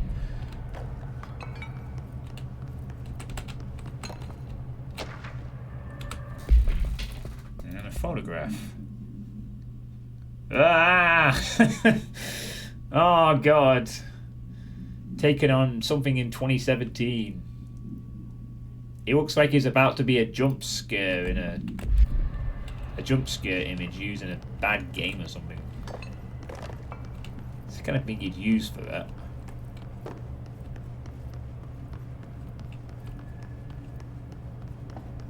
For some reason, I also thought that we'd actually go into the lodge for part of this fight.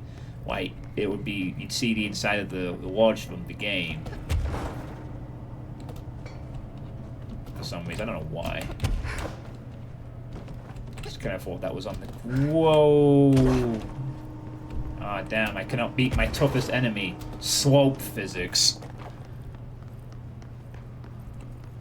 Could I have some insurances, Depop, that the second DLC is better than this in some aspects? Or is it just the same?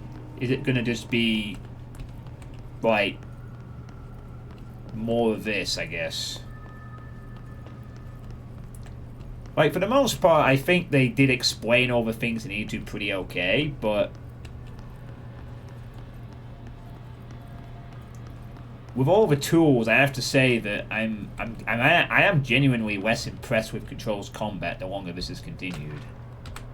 I'm not lying. But maybe that's just because the DLC is not good in showing it. I don't know. On the day of the flooding, the old rock band Old Gods of Asgard was rehearsing in a field outside the Anderson farm, the homestead of band members Odin and Thor Anderson. Oh, so they were the band in Alan Wake. Right, didn't know that.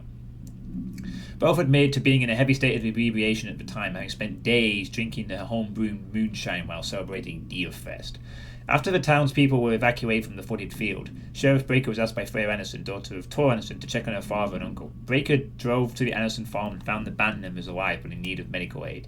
Thor Anderson had been struck by lightning, and Odin Anderson had cut out his own right eye, possible reference to Norse deities Redacted and Redacted. They claimed they had fought and valiantly defeated a dark army of the Scratching Hag rising from Cauldron Lake, see all Redacted of 1970, related to the suspected Redacted of Diver's Isle. While impossible to verify, these events are relevant to the recurring ore at Bright Falls and the Cauldron Lake Redacted. Odin and Thor Anderson have been listed as persons of interest.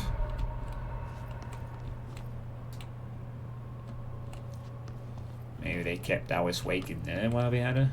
Oh, okay, so you don't... Oh, right, so... You don't know anything about the DLCs either. Okay.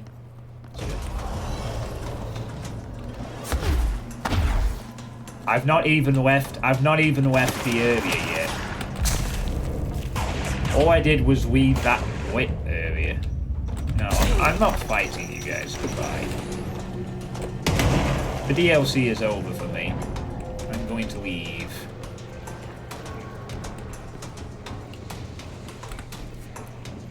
My work here is concluded. Goodbye.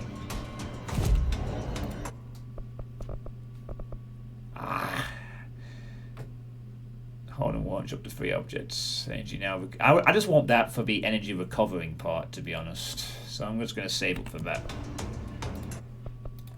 Still can't upgrade anything because I do not have enough stuff.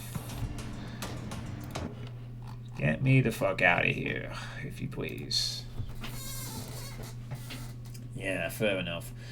Anyway, Tourniquet, if you're still here, Tourniquet, thanks very much for that hint earlier. That actually proved useful in the final fight. So satisfactory. Sorry, I am just responding to your earlier comment. I'm glad you're having fun with the game. That's good. Yeah, I'm not bothering with that, can I? It was a good unforward, but whatever.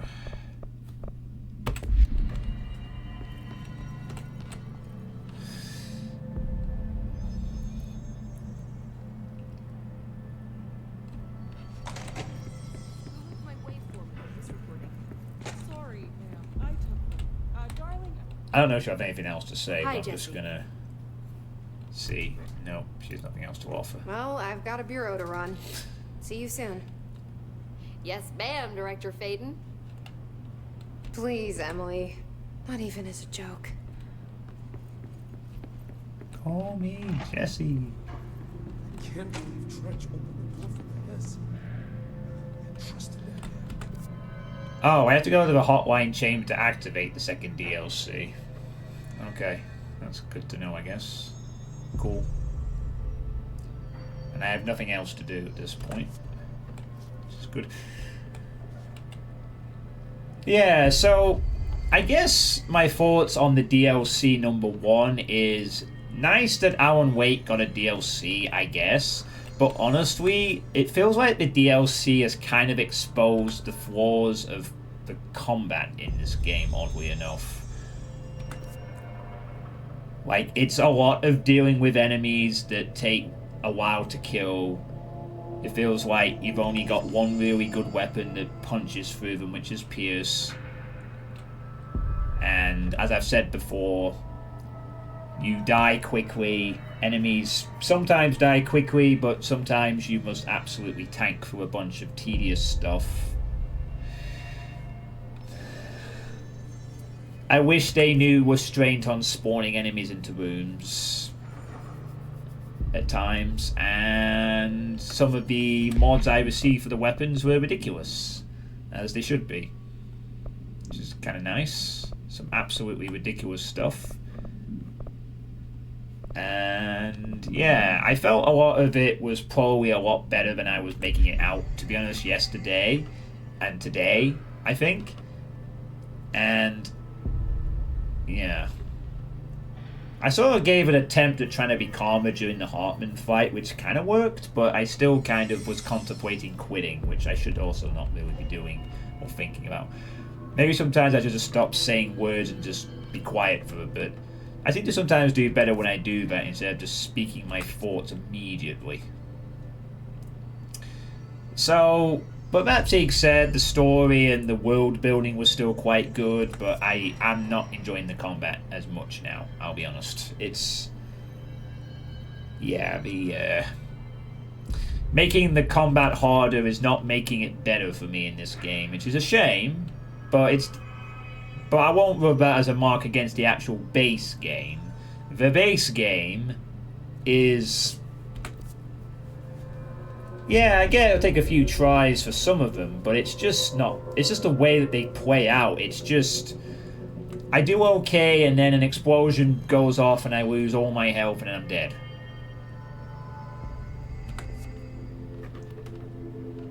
Or I have to deal with a boring enemy that I have to wait to become invisible, dodge, and then blast. It's just... it almost feels like an odd way of saying this. For a game that's supposed to be about good action, it sure is a slog and slow at times. And how you deal with shit.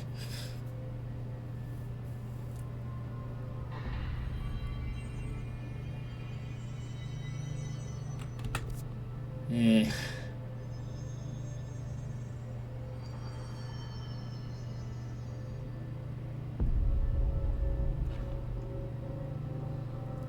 That's all I have to say about that, really. I am genuinely glad that I didn't have to replay the Hartman fight a bunch of times, though I'm very relieved that it's over, to be honest. Maybe the second DLC will be a bit kinder, and maybe I won't be as frustrated in it. We'll see. We'll see. If anything, at least it's the last one, so if the worst case scenario, it's apparently only 3 chapters long like this one was, might take about the same length of time, and then it'll be over, and then I can, you know, I'm not going to let this DLC spoil my thoughts of the main game, though, because the main game, the flow of combat in the main game was largely very good. I definitely think that, I mean, hell, the game even ended with a power fantasy segment where you get to have all the powers against level 20 goons, and shields were no longer an issue. It was actually a pretty satisfying conclusion, to be honest. That didn't require a boss fight at all. It was actually quite welcome at that point. It's like they kind of realised that maybe players would be a bit stretched with the combat at that point. So they kind of gave you which I now definitely appreciate, given what this game is like when the combat is intense, to say the least.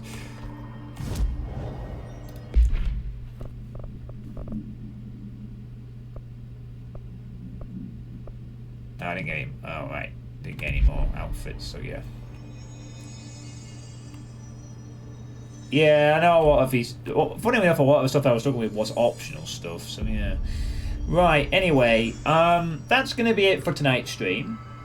I will genuinely. I'm not just going to say this at the end of the stream and then not work it out. I'm going to bring this up repeatedly from now on. I am going to try to find a way to not have the kind of reactions that I do to things. I don't know. It's going to be a gradual. It will have to be a gradual process because I'm effectively trying to get rid of a rage addiction, if that is what it is, and trying to fix a part of my core personality, which I need to address.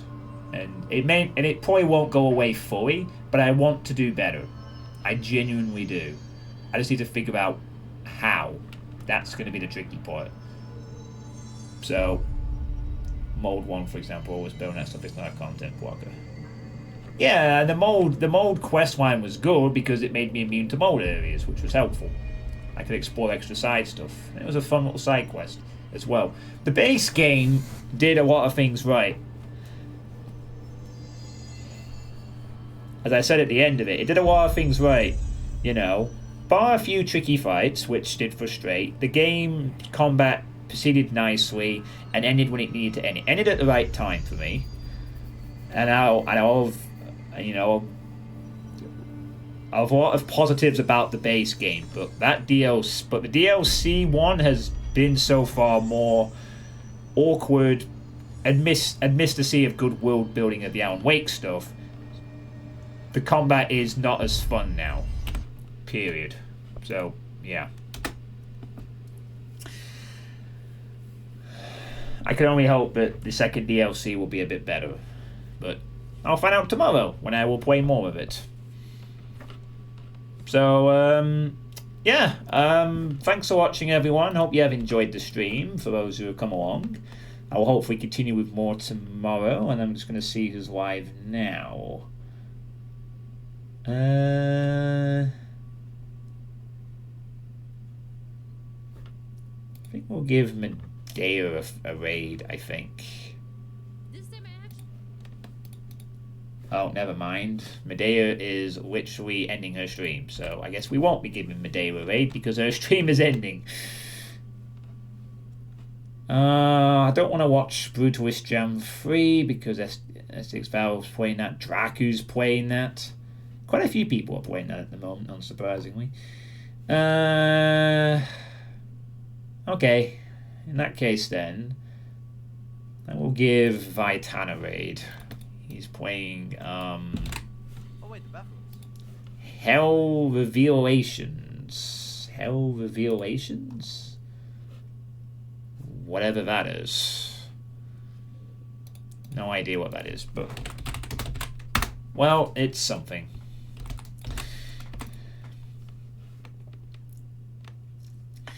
So yeah, I'm going to try and get better at my rage genuinely this year. And, you know, if you have any tips or suggestions, absolutely do feel free to suggest them or message me about it. I would appreciate any and all support on this. If I should have probably mentioned that earlier, but if you can think of anything that will help with this, my sort of impromptu resolution I've declared this evening, any help appreciated. So, thanks for watching. Have a good night, and as always, take care.